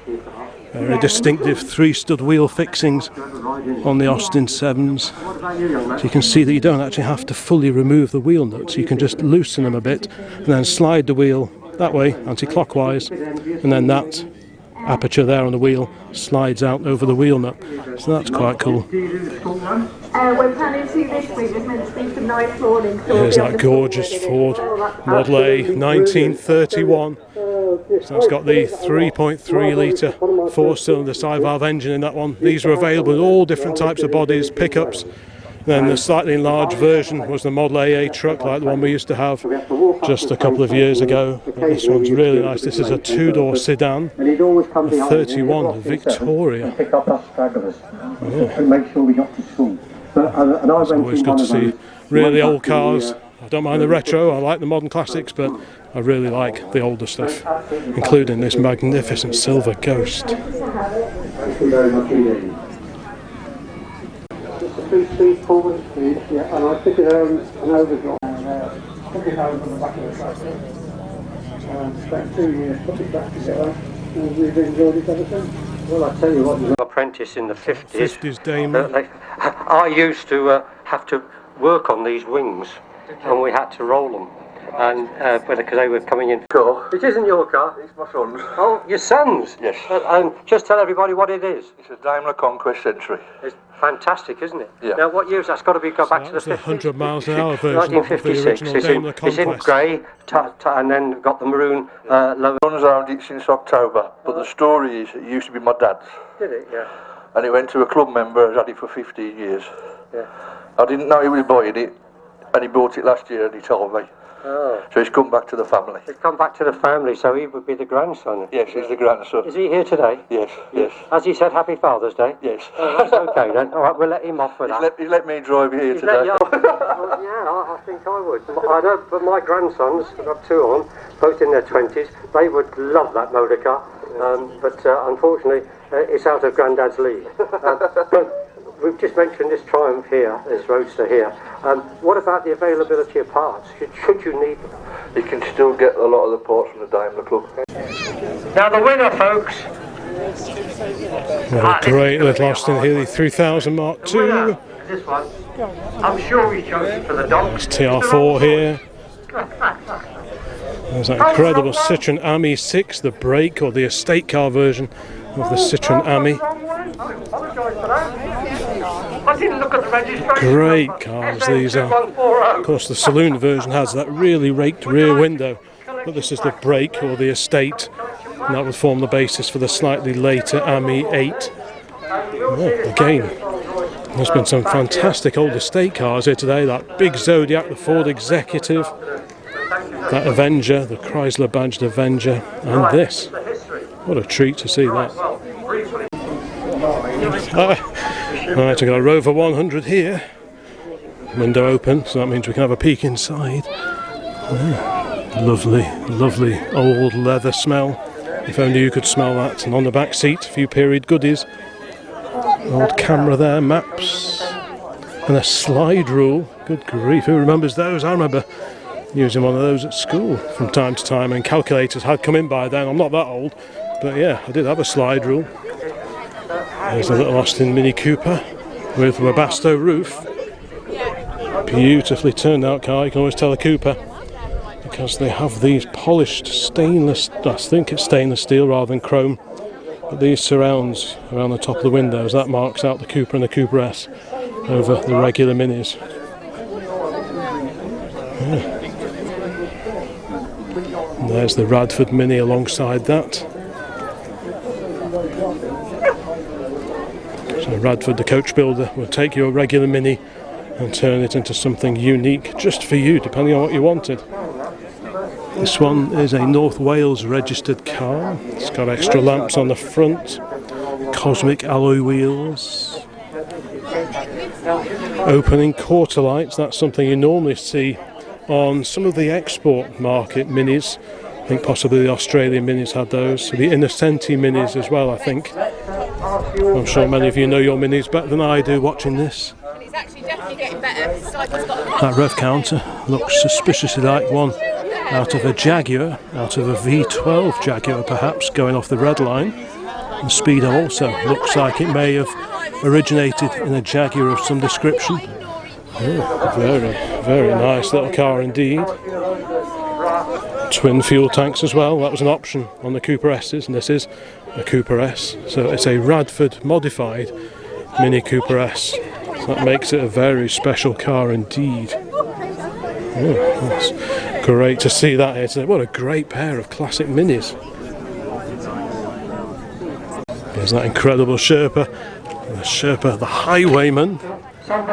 Saw this one driving in before. Yeah, evolution of, like I said, the JU250 and the BMC J4 and the J2 van before that. So yeah, so that they evolved into one another and culminated in this, and then in later years this was the LDV. So yeah, quite an interesting vehicle. Not many of these survive, and most that do survive, the Sherpas, appear to be campers, because typically they tend to get looked after better than your regular vans and pickups. Yeah, let's carry on around here. We don't want this video to be 10 hours long. Here's the little Fiat Gamine, little noddy car based on the Fiat 500 by Vignali. This one was first registered in Jersey, apparently. A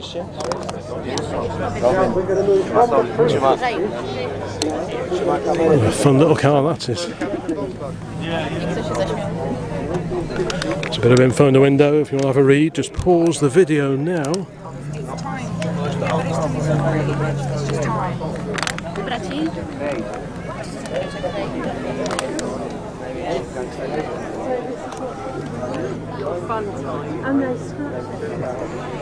A great little car that is. TR6 here with the Lucas fuel injection on it, so that's the original UK market spec. And GB Roadster down here, and there's that Nissan Figaro in a very unusual colour scheme. I'm not sure if the factory ever offered that colour. I don't think I've ever seen one that colour before. And there's that TR4A we saw driving in. It's got a different wooden dash fitted in this one. A lovely colour. I really like this green on these cars. It really sets off the chrome a treat. The Jaguar Mark II. So what size is this one? It is the 2.4. Shortly to be replaced by the 240. Here's that Daimler SP250 with a different front end treatment on it. Of course these were fiberglass bodied. E-Type Series 1. And here is that Daimler Sovereign, the 420, which was kind of an S-Type Jaguar, so it's got a longer tail compared to the Mark II. So it's the S-Type Jaguar back end with the independent rear suspension, but this much squarer, bluff front end that Jaguar introduced on the 420, and this the Daimler Sovereign version. But this was really just a stopgap model until the Series 1 XJ6 of 1968 was ready to go on sale. This car dates to 1967, so yeah, just a year before the launch of the first XJ6. Certainly loads of people here today enjoying this feast of classic cars, and here the Vauxhall Viva, the HB Viva SL. Tiny little four-cylinder engine fed by a single Stromberg carburettor there. Again, all nice and easy to get out. The engine is actually set quite low in the engine bay in these. This is a bit of a stretch if your back isn't too great. It's actually quite low down and quite far back. Yeah, interesting.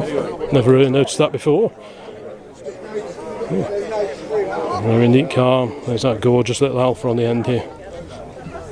This has got what they call a step front on it. Yeah. Lovely example of the 105 series Alfa Romeo. This is a Giulia Sprint GT.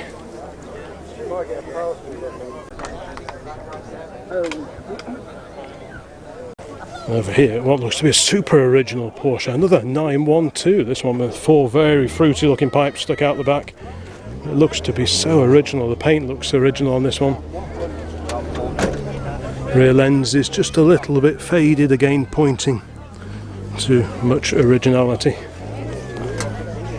Considering how many of these 912s and early 911s get resto modded and tuned up and messed about with, it's nice to see one that is just so original, apart from the exhaust pipe stuck out the back. So the original tin wheels, left-hand drive.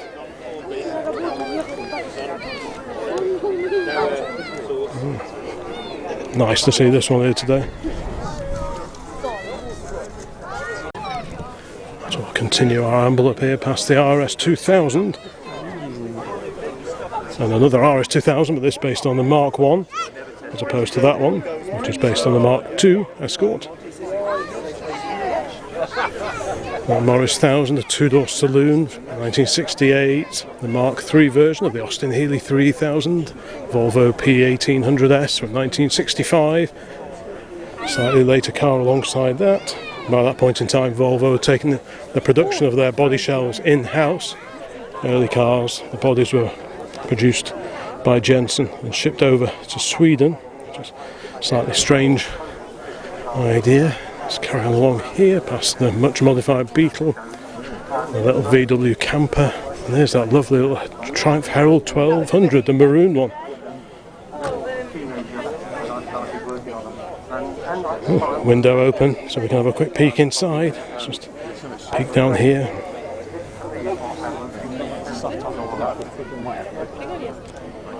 So of course the funny thing with Heralds was separate chassis. Of course the Herald replaced the standard, well, the standard 10 became the standard Pennant for a short while until the Herald was ready to go into production, but the standard 10 and the Pennant were monocoque or unitary construction, but the Herald was not, so there's a separate chassis under there. But that did make it very easy to produce lots of different variants, and you just literally just bolt on a different body onto the back. So you could have the estate, you could have the courier van, the convertible, this, the two-door saloon. There were even one or two four-door versions produced. I think it was just for the Indian market, and called the Standard Gazelle, one of them, if I remember right. So yeah, so a four-door one of these would be quite neat, but they never sold them here, so you'd have to go and import your own if you can find one over in India. And the chassis went on to become the Triumph Spitfire as well. That was based on the Herald chassis minus the rear chassis outriggers that stick out under the boot floor on the Herald. The Spitfire didn't have those. And this has outriggers that come out behind the sill panels and then go back to the centre of the chassis. So these sills on the outside here are just cosmetic, they're not structural, whereas on the Spitfire, which didn't have the extra outriggers coming out from the centre chassis, the sills are structural. So that's something to bear in mind if you're looking at buying a Herald or a Spitfire. Many similarities, but lots of detail differences. Okay, TR6 here, very nice one as well. The early pull handle MGB, and there's that Austin Apache. Now remind me, is this Australian or is it South African? I can never remember which it is. South Africa, there we go. The Austin Apache, built by Lakor in South Africa. 1275cc engine. Yeah.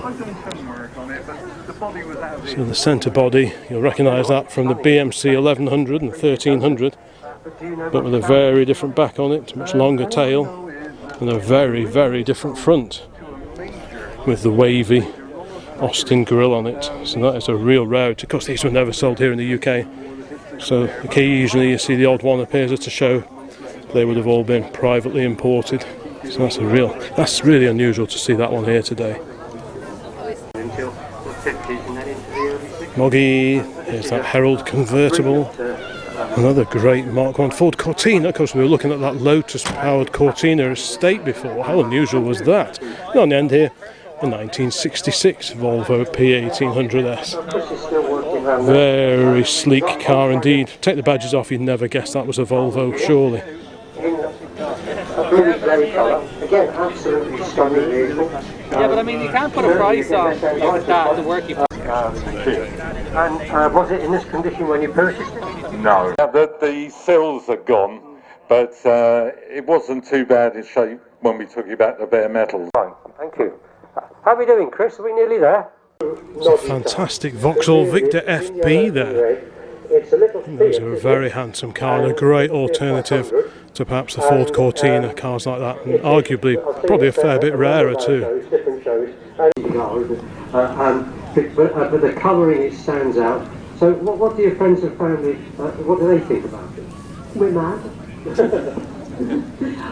They all think we might have another car, that the grandchildren of it, and so do we.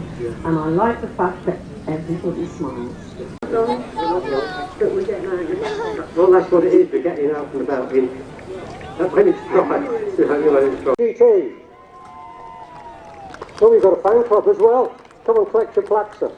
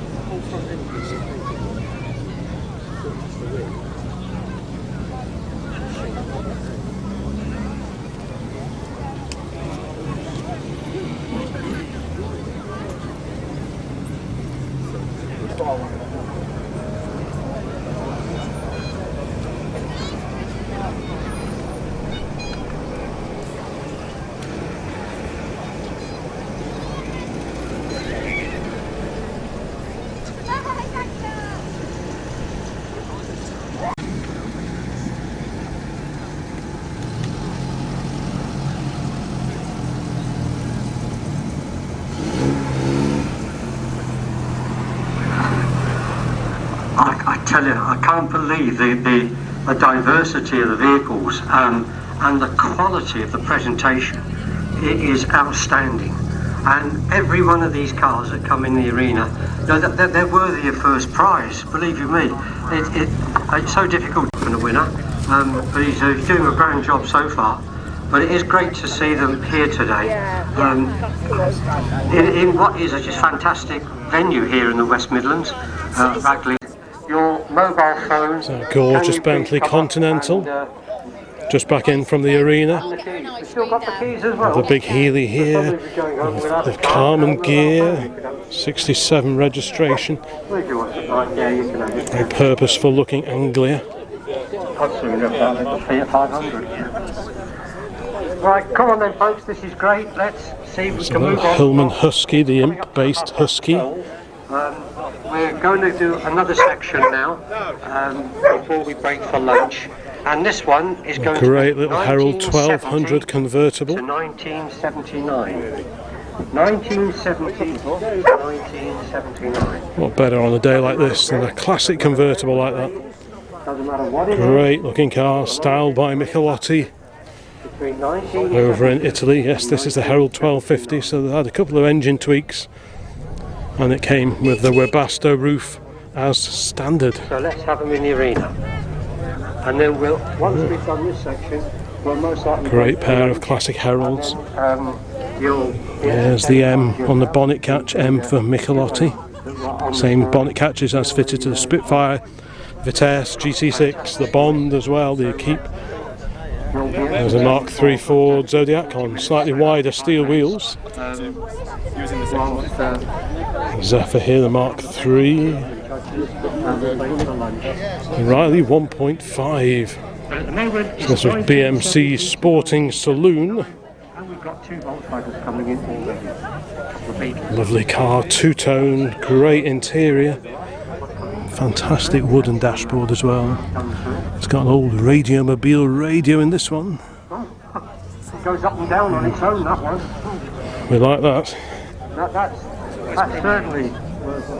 And here is nice.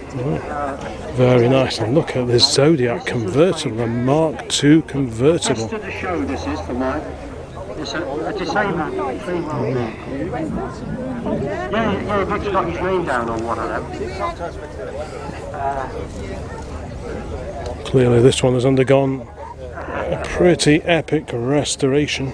Rosters is coming in, and then we've got a little Espin 1100. Isn't that fantastic? 1300. Let's carry on down the row here. Another E-Type, Series 1. Bonnet raised, triple SU carburettors. Another one of Nick Standard fitment on these. The Mark 10 Jaguars also had the triple carb setup, although they're not interchangeable. You can't lift the triple SU setup off a Mark 10, or was it the 420G, and put it onto the E-Type because it won't fit apparently. Okay, and we'll carry on down here. A lovely TR4. Always plenty of TRs at these events, but you don't see too many of the Triumph TR2s. Not so often you see one of these. This is a 54. It's up for sale, pearl white with red leather trim. Open to sensible offers. Also got the frog eye type styling. A very modified angle box here. P1800 on slightly wider steel rims. And they do suit it, I think. They really do suit it. Nice early Hillman imp. Yes, these were assembled up in Scotland at a new factory that was built specially for the purpose at Linwood. Little aluminium engine tucked away in the back of this one. Jaguar S-Type, so this was an evolution of the Mark II. It's got a longer tail. This is very similar to that Daimler 420, the Sovereign that we were looking at before. And the 420 was based on this, the Jaguar S-Type. It's got a slightly longer back. It's got independent rear suspension as well. So by all accounts, these actually drive much better than the Mark II, on which this was based. Yeah. Very handsome looking car as well. Really like those. Some of them were 3.4, some were 3.8 litre. Manual overdrive or automatic versions were available. And they've got a two-door console Cortina here. Quite an early one. On the end, a base spec Anglia. So this This is like your fleet spec Ford Anglia. It's got the narrow little grille, just like the Thames vans that were based on the Anglia. It hasn't got the opening rear side windows either. The rear side windows are fixed, so that tells you this is one of the base spec models. So yeah, so this is pretty much as basic as base model Anglias get. No bumper overriders, no chrome around the backlights either, just body colour. So that's another thing that marks out the fleet model compared to, say, the plusher Anglia 105Es and the 123E, the Deluxes and the Super. But this is the base spec and probably one of the rarest of all the variants, I bet. We'll just take a bit of a ganders up here. GTF and a YB saloon. So it's the MG, sort of just post, well, late 40s, beginning of the 1950s. The YA came before this, which looked virtually identical. It had slightly wider diameter wheels. This, I think, is the YB, and slightly smaller wheels. A few other changes under the skin as well. These had the Jackal built-in jacking system, same as we've got on the V8 Pilot. A magnificent Bentley of the 1950s over here. And a Mark II example of the Ford Zodiac. Isn't that a real belter, that one? It's got the little portholes in the back of the front wings, very similar to something that was standard on Buicks of the era.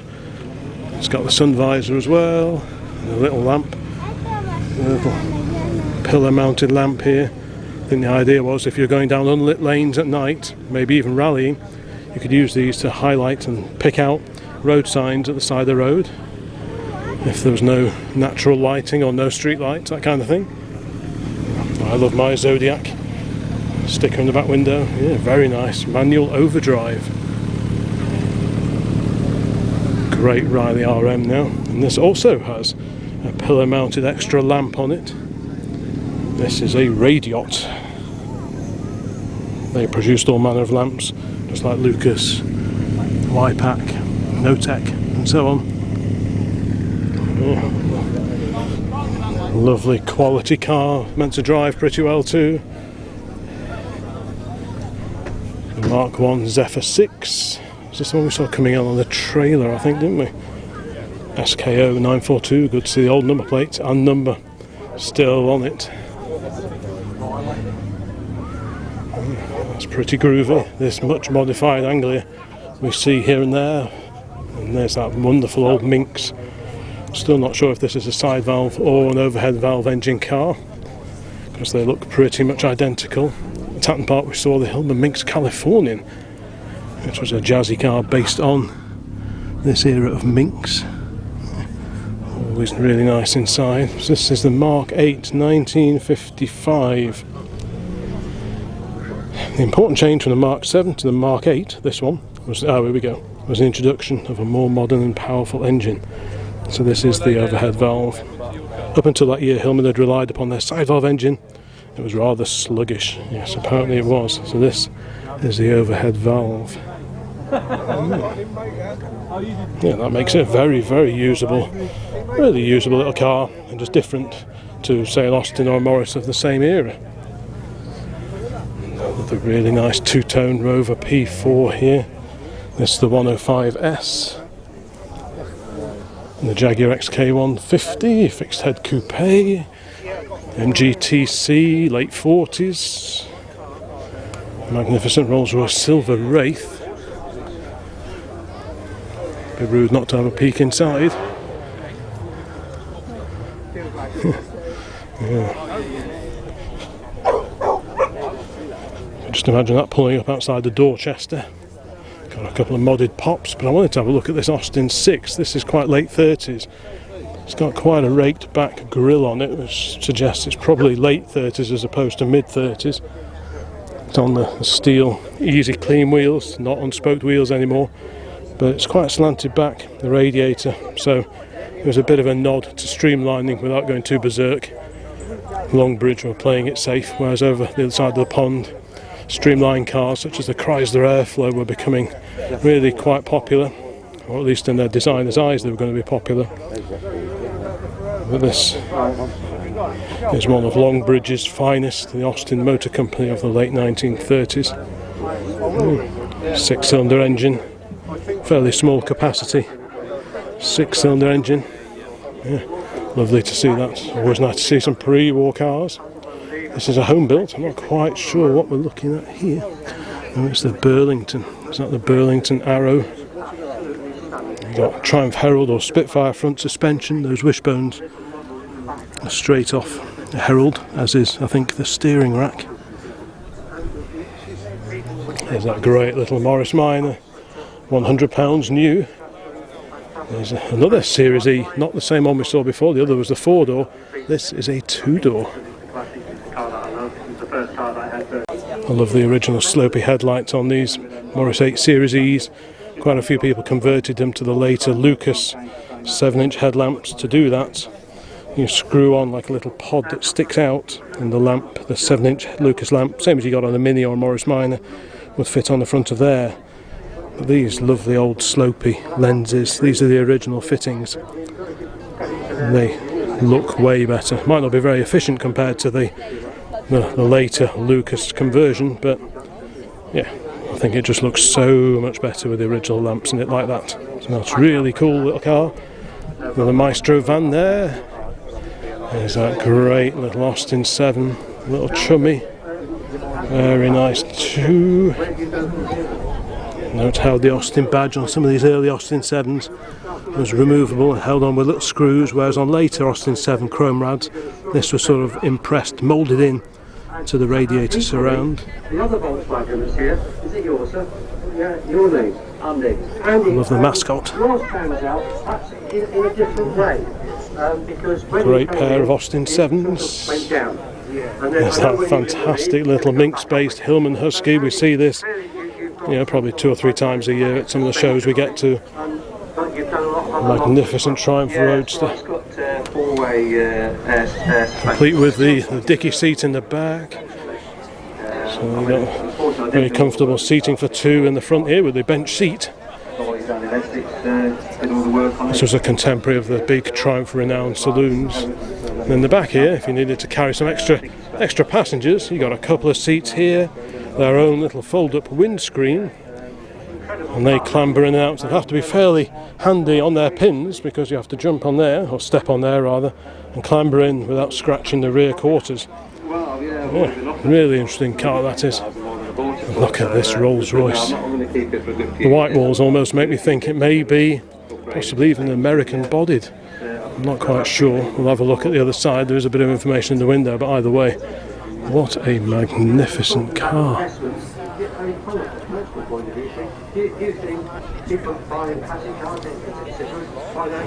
There's a huge pillar mounted lamp on this one. Yeah, isn't that something?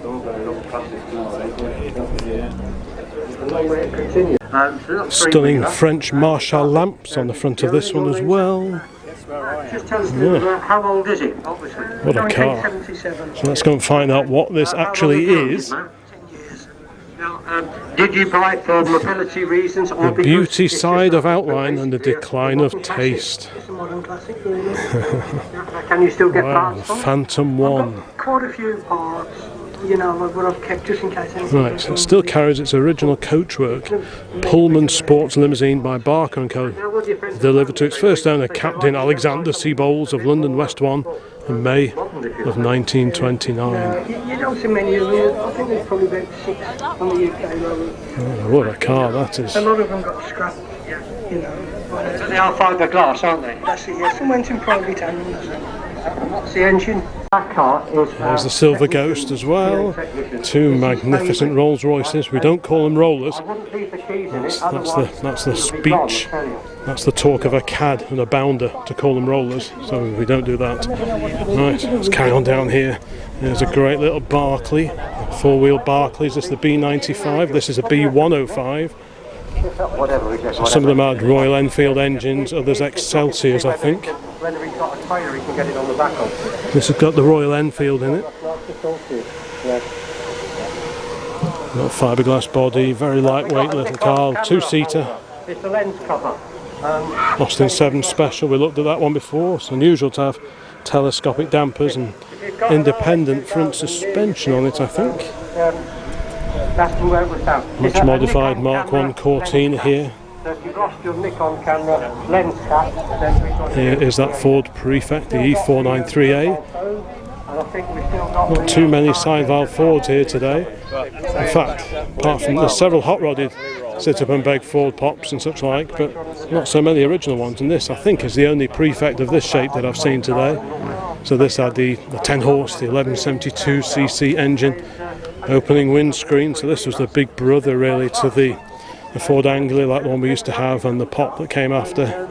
Bakelite dash, very similar to that in the E494A Anglia, and indeed our V8 Pilot, and the mascot on the bonnet is actually very, very similar to that on our V8 Pilot. There's the two-door Anglia. The two-door was the Anglia, the four-door was the Prefect. And in the later years it was all consolidated and all the 100Es were badged up as Populars. Another E-Type, and again bonnet on display, and why wouldn't you display an engine that looks like that? 100 and odd E-Types there. Okay. And we're there. A magnificent looking car, and to think that was mass produced. The glorious Triumph Roadster here. Try not to get in this gentleman's photograph. Right, Alpha GTV, styled by Bertoni. There's that other Series E Morris, this one a four-door saloon, the other one was two-door. I think after the war they only produced the four-door. Hope I've got that the right way around. Pre-war you could get two and four doors and little Tourers, but after the war I'm sure they consolidated the production of the Series E's. We carry on here past the little Moggy, the Austin A30, or indeed a pair of Austin A30s. These had the 803cc engine as fitted to the Series 2 Morris Minors. Quite an assortment of Mercedes over here. And close to the Mark II Zodiac we have a much modified Mini.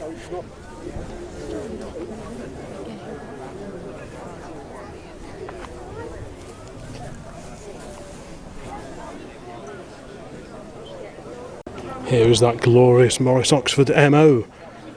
So you can see the family resemblance to the Morris Minor, but this is just Morris Minor but scaled up a little bit. Like I say, that body shell, that bit was used for the Wolseley 680, but that had a longer front to accommodate the six-cylinder engine and the vertical Wolseley radiator on the front. But this is just a stunning car. So rare these are now. At first glance you'd assume it was a Morris Minor, but it isn't. This is the bigger Oxford. It had a side valve four-cylinder engine shared with the original Morris J-type vans. Lashings of chrome. The very early versions of these, the MOs, the bonnet came down here and stopped here just behind the grille, leaving the bonnet corners very, very pointed. And quite a few people complained early on that they were cracking their heads on the very sharp pointy corners of the bonnet. So BMC swiftly redesigned the front end of the MO, and they sort of curtailed the bonnet a little bit further back, and this panel here with the pointy bit stays fixed when the bonnet is raised, thus reducing the chance of cracking your head open while working on the side valve engine of your brand new Morris Oxford. Yeah. What a treat to see that. And on the Morris Minor, the back of the window frame is squared off, whereas on these it's curvy. That's another way of identifying the cars. If you see a side-on view of an old Morris saloon and you're not sure if it's an MO or maybe a Series 2 Morris Minor, which also had a split windscreen, and look out for these curvy side window frames, because that tells you you're looking at the MO. Nice car, really rare. Okay, we'll just have a quick look along here. We've got a four-door Cortina Mk1, and many goodies on the floor for sale. So let's have a quick scoot through here, because we bought quite a few old brochures. I want to stand just like this in front of a car at Tatton Park recently. That's quite a nice book. Modified Motoring. Improved performance from a production car. Don't know how much these books are. Lucas Magnetos. It's handy if you're running a pre-war car, which we're not at the moment, but never say never. Morris 8. Morris 8. Some good books here. Bits and Pieces, Prince Birabongsi of Thailand. He used to race an ERA before the war. Sir Henry Seagrave, a land speed record gentleman on land and on water. And that's written by, or at least forwarded by, Captain Malcolm Campbell. Yeah, some good books here actually. Split Seconds, this is all about hill climbing. Raymond Mays, he of ERA, and that's when I was talking about ERA with that mini turbo earlier on. Well, it was Raymond Mays that founded the English Racing Automobiles and later BRM, British Racing Motors, the company responsible for the mad, so about 1950-ish, V16 BRM. Design and tuning of competition engines. I think I've got a copy of that at home. And the amateur lathe mechanism of the car. Nice book. Some useful stuff here. VDP 1100. Some military books. What else have we got? Ford 8. Might have to find out how much some of these are. A couple of workshop manuals. The Vauxhall Model H. MGC parts list over there. That'll be handy for someone. The Hillman Minx. So that is the side valve powered Minx. Same shape as that one we were looking at a few minutes ago. Yeah, so some handy books for sale there, including the handbook for an Austin 7. Rightio, MG with a V8 in it. E30 BMW. Tobacco Leaf Brown Rover P6. 3.5 V8. The Mistral Limited Edition Ford Escort. There's that fantastic Mark II Triumph 2000 estate. Oh, I've seen some wonderful estates here today. Now this car, which I assume is a turbo, because it's got a turbo grille on it, turbo wheels and so on, is actually a 99 GL. Same colour as some of the two-door 99s. The two doors were only ever sold here as either red or black. And that's a turbo steering wheel. That wheel was fitted to the 99 turbos and the very first of the 900 turbos as well. Right, got some Americana over there, so I'll have a quick look over there and then we'll head back over to the main show area just over there. The BMW club over there, we saw quite a few of those driving in before. We'll have a look over there later if we get a chance. American car corner, various Mustangs, GMC day vans, there's a Dodge there at the end. Chevrolet Camaro. Chevy pickup truck here, 1956. Guitar made from an old Castrol R oil can. Great Beetle here, somewhat lowered, oval window, 1950s. Great colour and shape. Split window, another early V-dub, looks quite an original one, this one, we like that.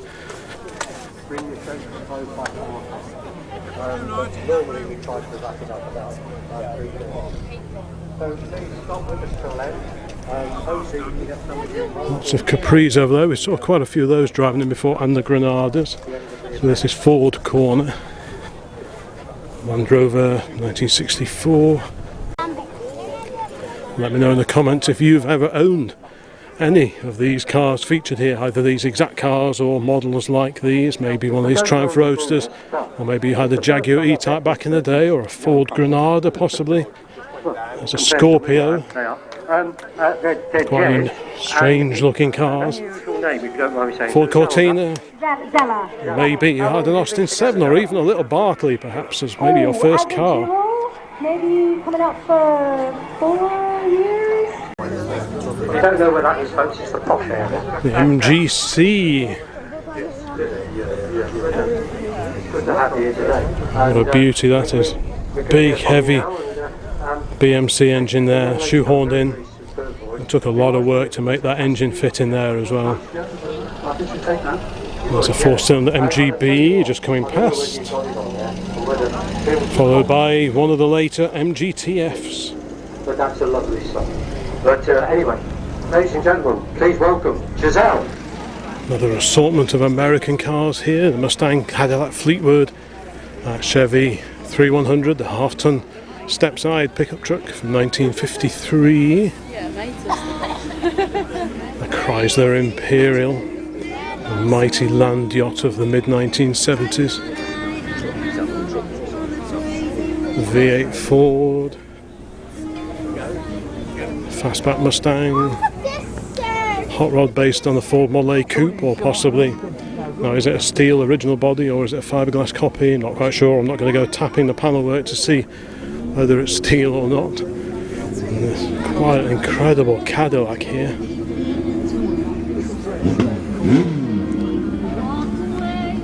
Very impressive looking car, that one. Ford pickup, Chevy pickup, huge V8 engine lost in the gargantuan engine bay. Again, like that Vauxhall Viva HB, it's quite a stretch to do any jobs on that. You need a good back for that. And there's that magnificent Plymouth coupe. That is a beautiful looking car. I've never seen this one before. What a fantastic, great looking car that is. Twilight lenses.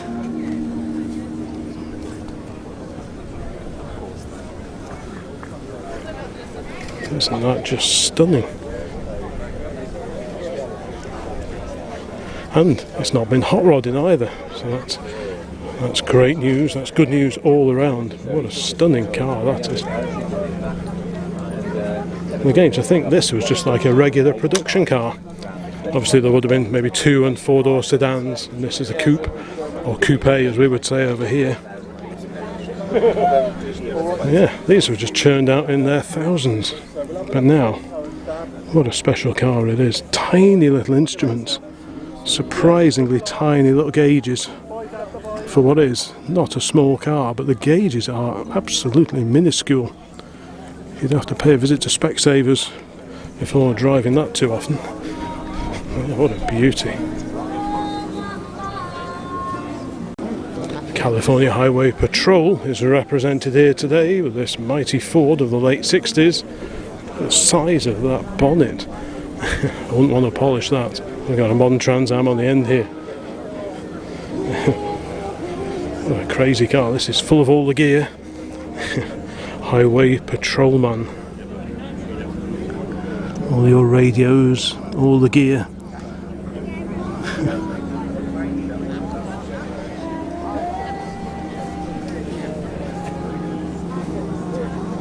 Galaxy 500. There was a car very, very similar to this turned up at the Ironworks Centre up near Oswestry on the sort of Shropshire, North Wales border. I wonder if it's the same car or not. It certainly looks pretty similar to this one. If it is the same car, it sounded pretty epic when it pulled in.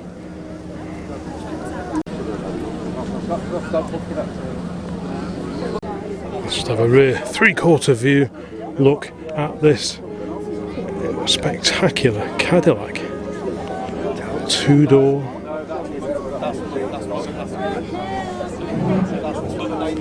Pillarless. Yeah.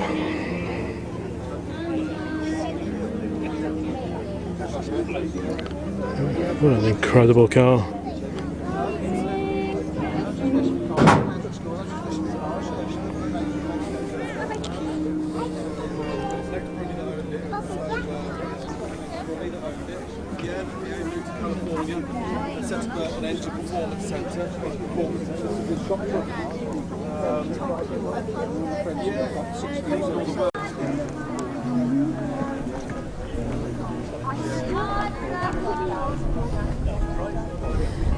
Another 50s Chevrolet here, 2-door, just like that Caddy we were looking at.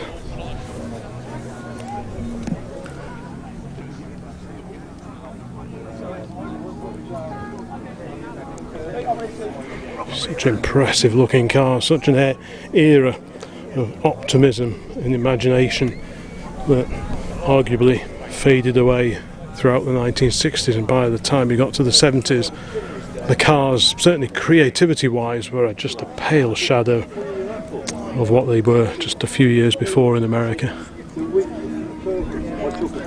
Lovely proper Chevrolet radio in this 3100 pickup. Don't see those very often.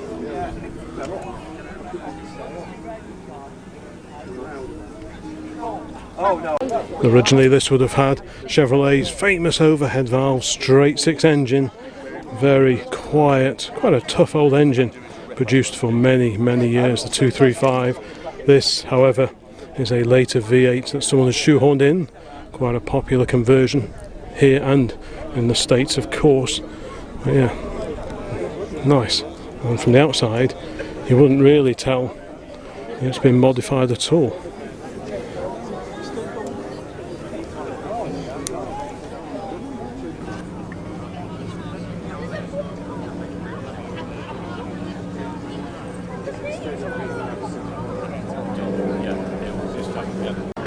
I don't think these on the end here were here when we walked around before. So we've got a Mitsubishi Starion, quite a funky looking car, and another example of the W123, the E-Class Mercedes.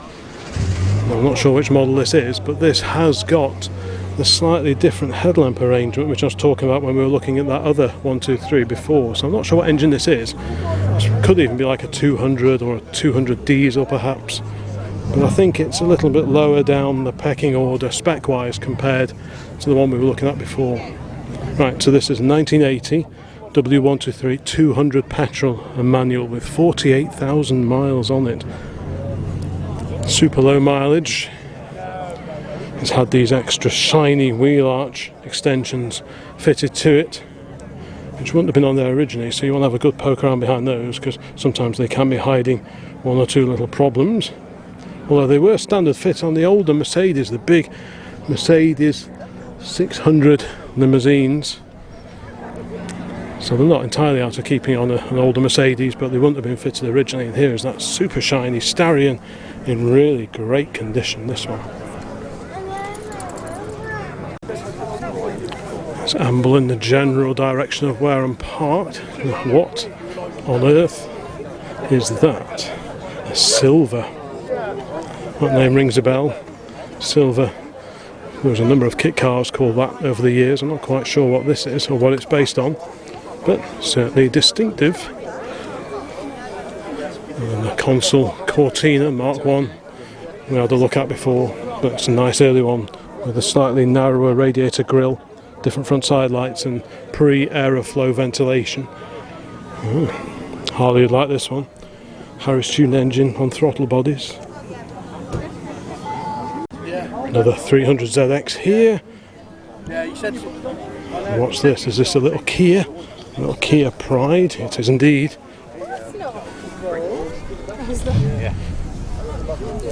Dealer plates. One of those sort of funny little cars, little rare economy cars of the 1980s and 90s that have all but disappeared now. But it's great that some of them have fallen into appreciative hands so that we can all see them years and years after most of them have long been consigned to the waste paper bin. MG Metro over here. Metro 1300 with the groovy graphics. This is one of the sort of revised, not quite facelifted, but one of the later MG Metros as opposed to the earlier versions that were sold alongside the Metro Turbo.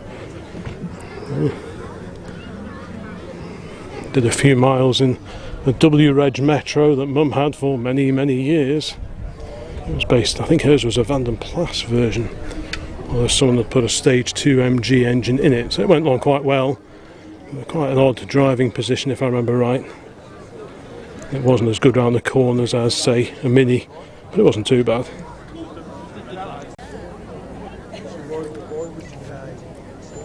I didn't see that before. The SEC version of the 126 series. We saw the S-Class Saloon, and that's the C126, the pillarless coupe. Over here, a Maestro. I've seen a couple of Maestro-based vans, but I think this is the first Maestro car we've seen today. Very light and airy cabins, you know, quite a good design really.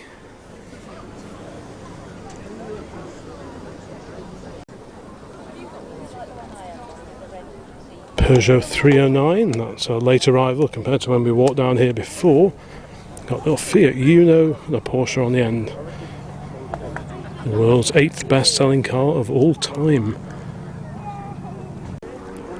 We find ourselves back over in the corner of the field, inhabited by many slightly later cars than those we've been looking at recently. We've got a W124 era Mercedes E-Class, so this replaced the W123. This is the C124, the coupe, pillarless coupe version of the E-Class.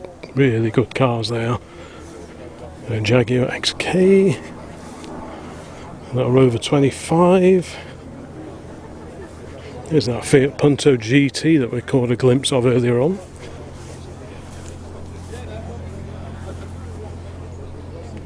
Not too many of these big old Citroens around now either. The Citroen C6, this one registered 2002 or early 2003.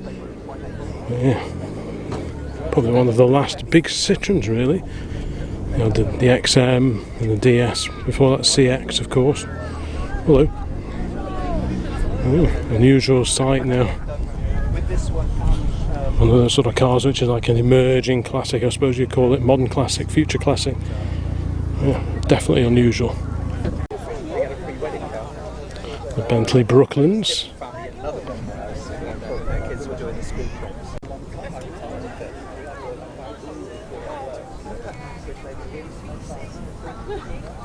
This SEC is a 560. I think that was the biggest engine they put in these. I just remember one of the quirky features of the W124 and C124 etc. series. I think I've had 4 estate versions of these over the years, but one of the funny little features of these is if you look at the driver's side door mirror, it is horizontal. Yep, it's just your regular horizontal door mirror, but we go around to the passenger side and lo, it is a different shape entirely. I'm assuming this was to help you reverse park. Yeah, this one is almost a square, not quite. Anyway, I'm going to carry on back up here to mine because I only realised at the last minute that I've come here bagel-less. So I'm currently running on empty, so it's high time. I had a quick butty and a cup of coffee just to keep body and soul together and keep my voice working. And then we'll have a bit of a wander around afterwards and just see if there's anything we've missed. Yeah. Anyway, there aren't any other bright yellow MX-5s here today, that's for sure. Here's the Chrysler Crossfire. These were based on the first generation Mercedes-Benz SLK, reskinned by Chrysler. Of course, at the time, Mercedes and Chrysler were in bed together, for better or for worse, and this is one of the results. Mrs. OCC quite likes these. Every now and again she does mention that she would happily drive a Chrysler Crossfire. And, yeah, quite a distinctive looking car now.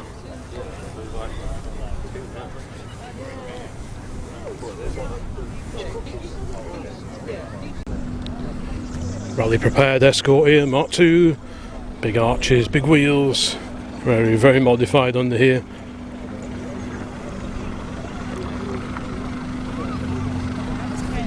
Fiat Uno drives past.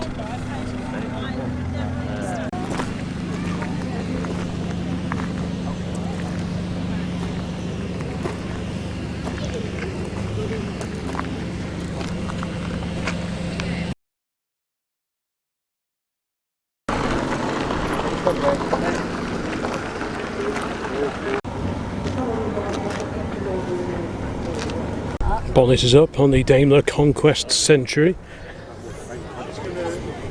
Twin carburetors on this one. Perhaps that was part of the package on the Century version of the Conquest.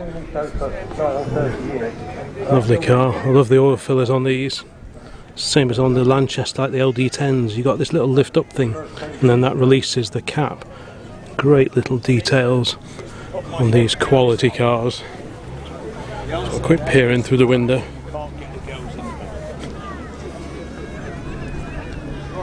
Very, very comfy indeed.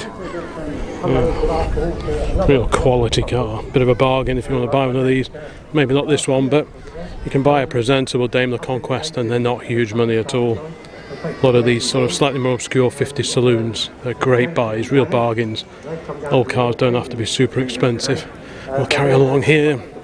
Got 2001 Fiesta becoming scarce. And then some later Ford here.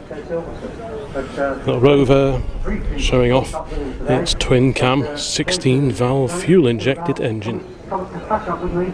All the others have gone away. Just come around the others. Well, if they left the keys in the bike, we'll have them away, shall we? Yeah. Oh, you're not coming. Well, you can bring your camera anytime, but you also bought your motorcycle sidecar combination. The start door name, sir? That's it. Martin, just tell us a little bit about the bike and the chair. But I didn't realise how different it was to, or how different it is. Like any vehicle, when you think of anything, now that I've got one, we are continually touching them and meeting people with them. So there's more out there than you think. But they're obviously not security risks because it's the only... Just bought an interesting little leaflet for sale in a box in front of one of the escorts for the Standard Triumph Automobile Association, a club for Standard Triumph owners. Now there is actually a badge for this particular association hanging up in the garage, but I've never seen a members introductory pamphlet before, so I thought for £1 that'll definitely be coming back home with me. Interesting thing, never seen one of those before, so that's good. Several cars are leaving already. Like I said before, you don't often see A40s out in the wild. This is the Mark II with a slightly longer wheelbase when compared to the Mark I. The overall length of the vehicle was about the same, I think, the Mark I and the Mark II, but the wheelbase, the distance between the front wheel and the back wheel was greater on the Mark II. And that's what we're looking at here. Saloon and Countryman versions were available. This is the Saloon with just the little letterbox boot lid here, but the fixed rear window, and of course the Countryman had the lift up rear hatch, like a split level rear hatch.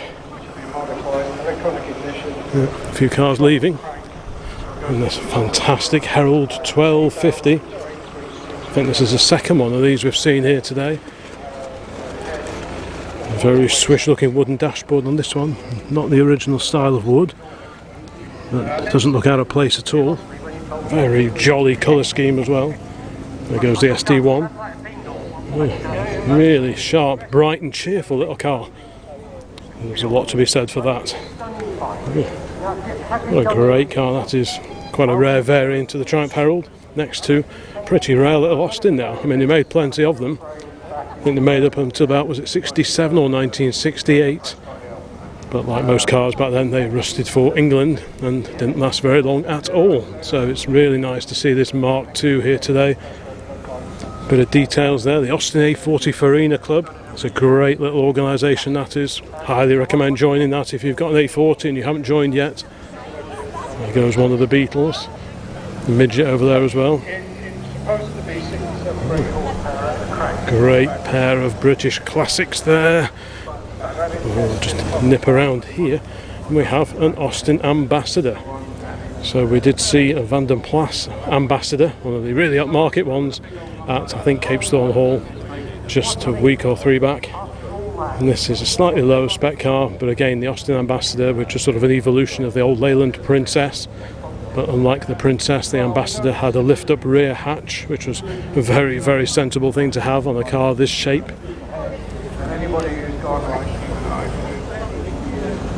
Who remembers owning one of these? Have you had one of these? Very spacious car.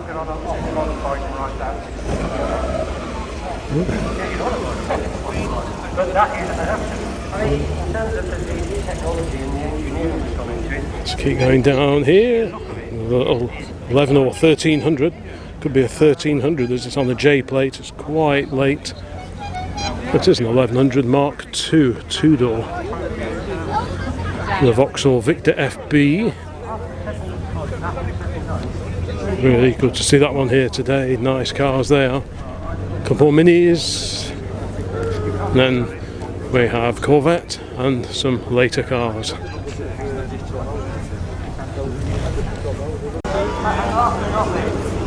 After this, a bit more my style.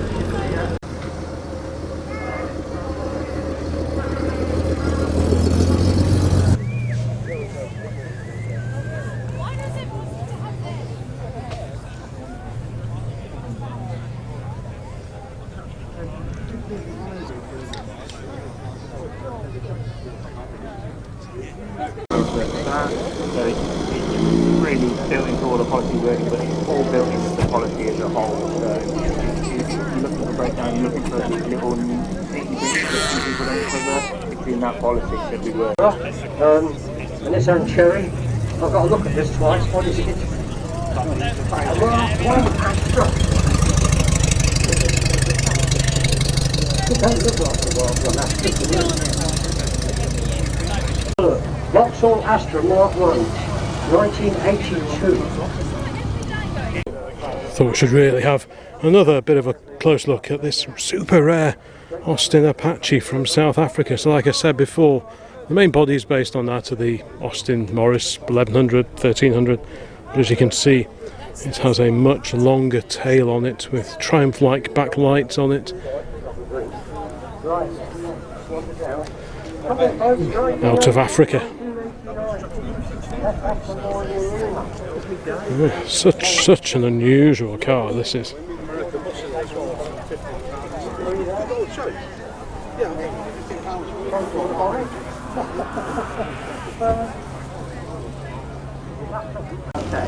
There goes the ERA Mini Turbo. It took another 2 years to get some more wheels if you wanted.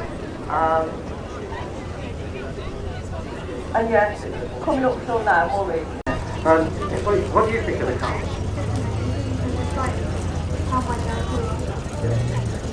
Each car's got a story. Non-insulated one.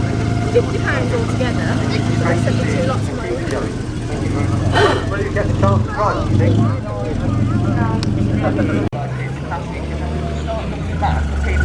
It brings up some really good memories, because I think most people have had it to pray. Thank you, absolutely fabulous. Let's keep on going. We've got some cracking cars here. We really have. How are you doing, Chris? Because you're going to be here all the afternoon just looking at these. Between 1990 and 1999.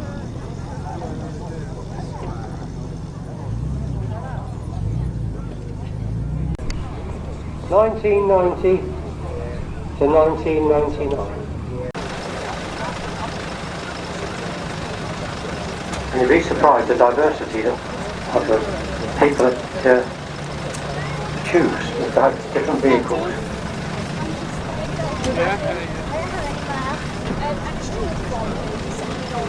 Engine on display with the lovely vintage Austin 7 over here. This one's been modified with a much bigger, later SU carb, albeit still with a proper old fixing, so that's all good. 747cc. There goes one of the P1800s, followed by that great early Hillman Imp. What a fab little car that is. As is this, of course. It's got a Cambridge Engineering exhaust manifold on this one. Not sure I've ever seen one of those before.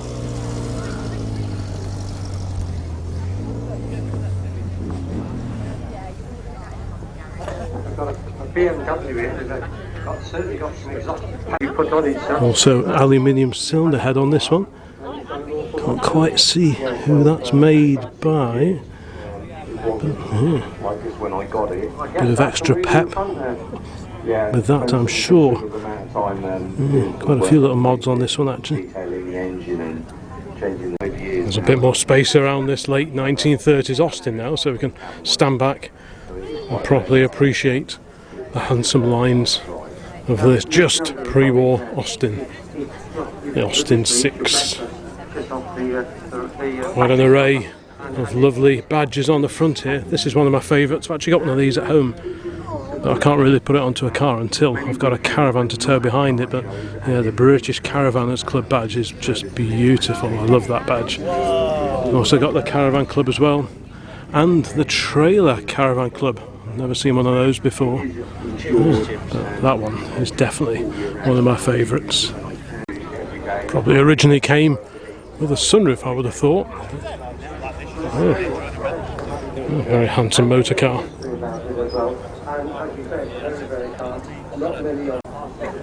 The bonnet is also up on this MGTC.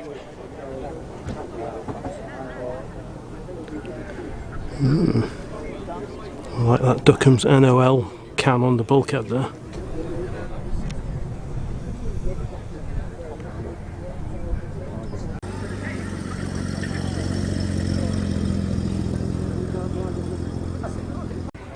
That old Austin Westminster wasn't there before. I'm sure I don't remember seeing that before when we were walking around. Yeah, what a cracker that is. Oh, so a big 6-cylinder Austin Westminster. Big brother to your Cambridges and your Morris Oxfords and the like. Yeah, very, very nice too.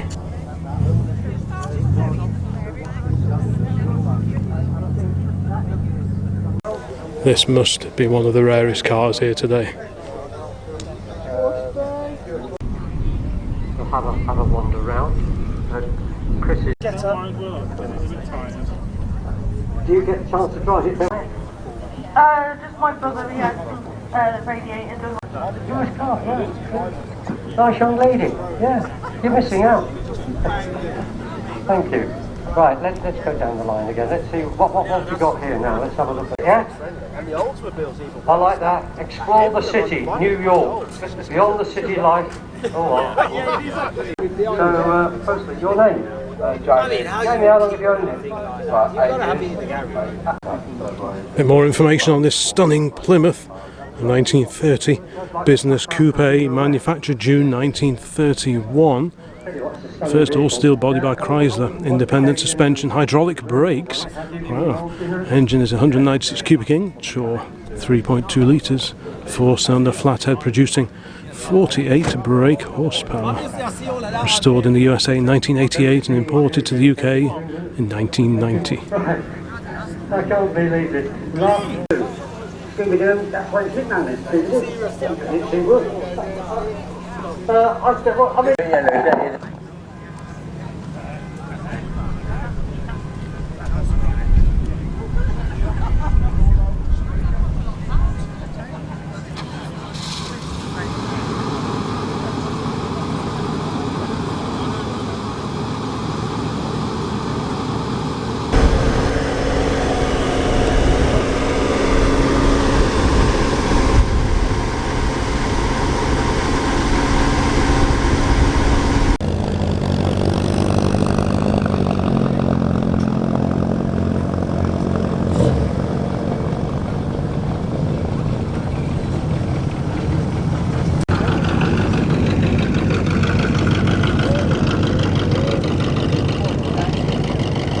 Thank you. Give that gentleman a round of applause. And the winner, ladies and gentlemen, won a section here today. So all the winners of a section here today, could I ask you to make your way down to the arena for me, please? And we will, a little bit early, fortunately for us, but we can. So that's great. Let's have you all in on the front row. Let's get everyone on the front row. Come on, the Cortina, I can see the Cortina coming. I see the Corvette coming.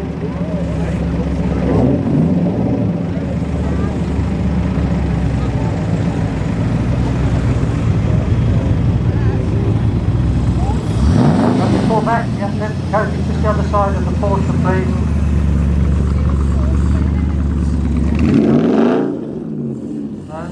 Marcos is coming. Keep coming straight, lovely. That'll do, lovely. Well, the show is starting to wind down now, so I think I will aim the Mazda's nose northwards and head back myself. It's been a good show here today at Ragley Hall. Very, very enjoyable. The weather was on side and that really helped a great deal because lately we've not always been so lucky with the wet stuff from the sky. So thank you very much for watching this particular video. I'll include a link at the end of this one to last year's video here at Ragley Hall if you haven't yet seen that. There'll be many, many more videos like this along very, very soon. If you're not subscribed, please think about subscribing to the channel because that really helps. I'd just like to say a big thumbs up and thank you to the people who've signed up for channel membership, and that way is actually financially supporting the trips that we do to these particular shows. The subs from this month's channel memberships has paid for the fuel for today's little trip out, so big thanks to everyone who has signed on the dotted line for that. So thank you very much for watching, there'll be many more videos along very soon. So bye for now. without fishing.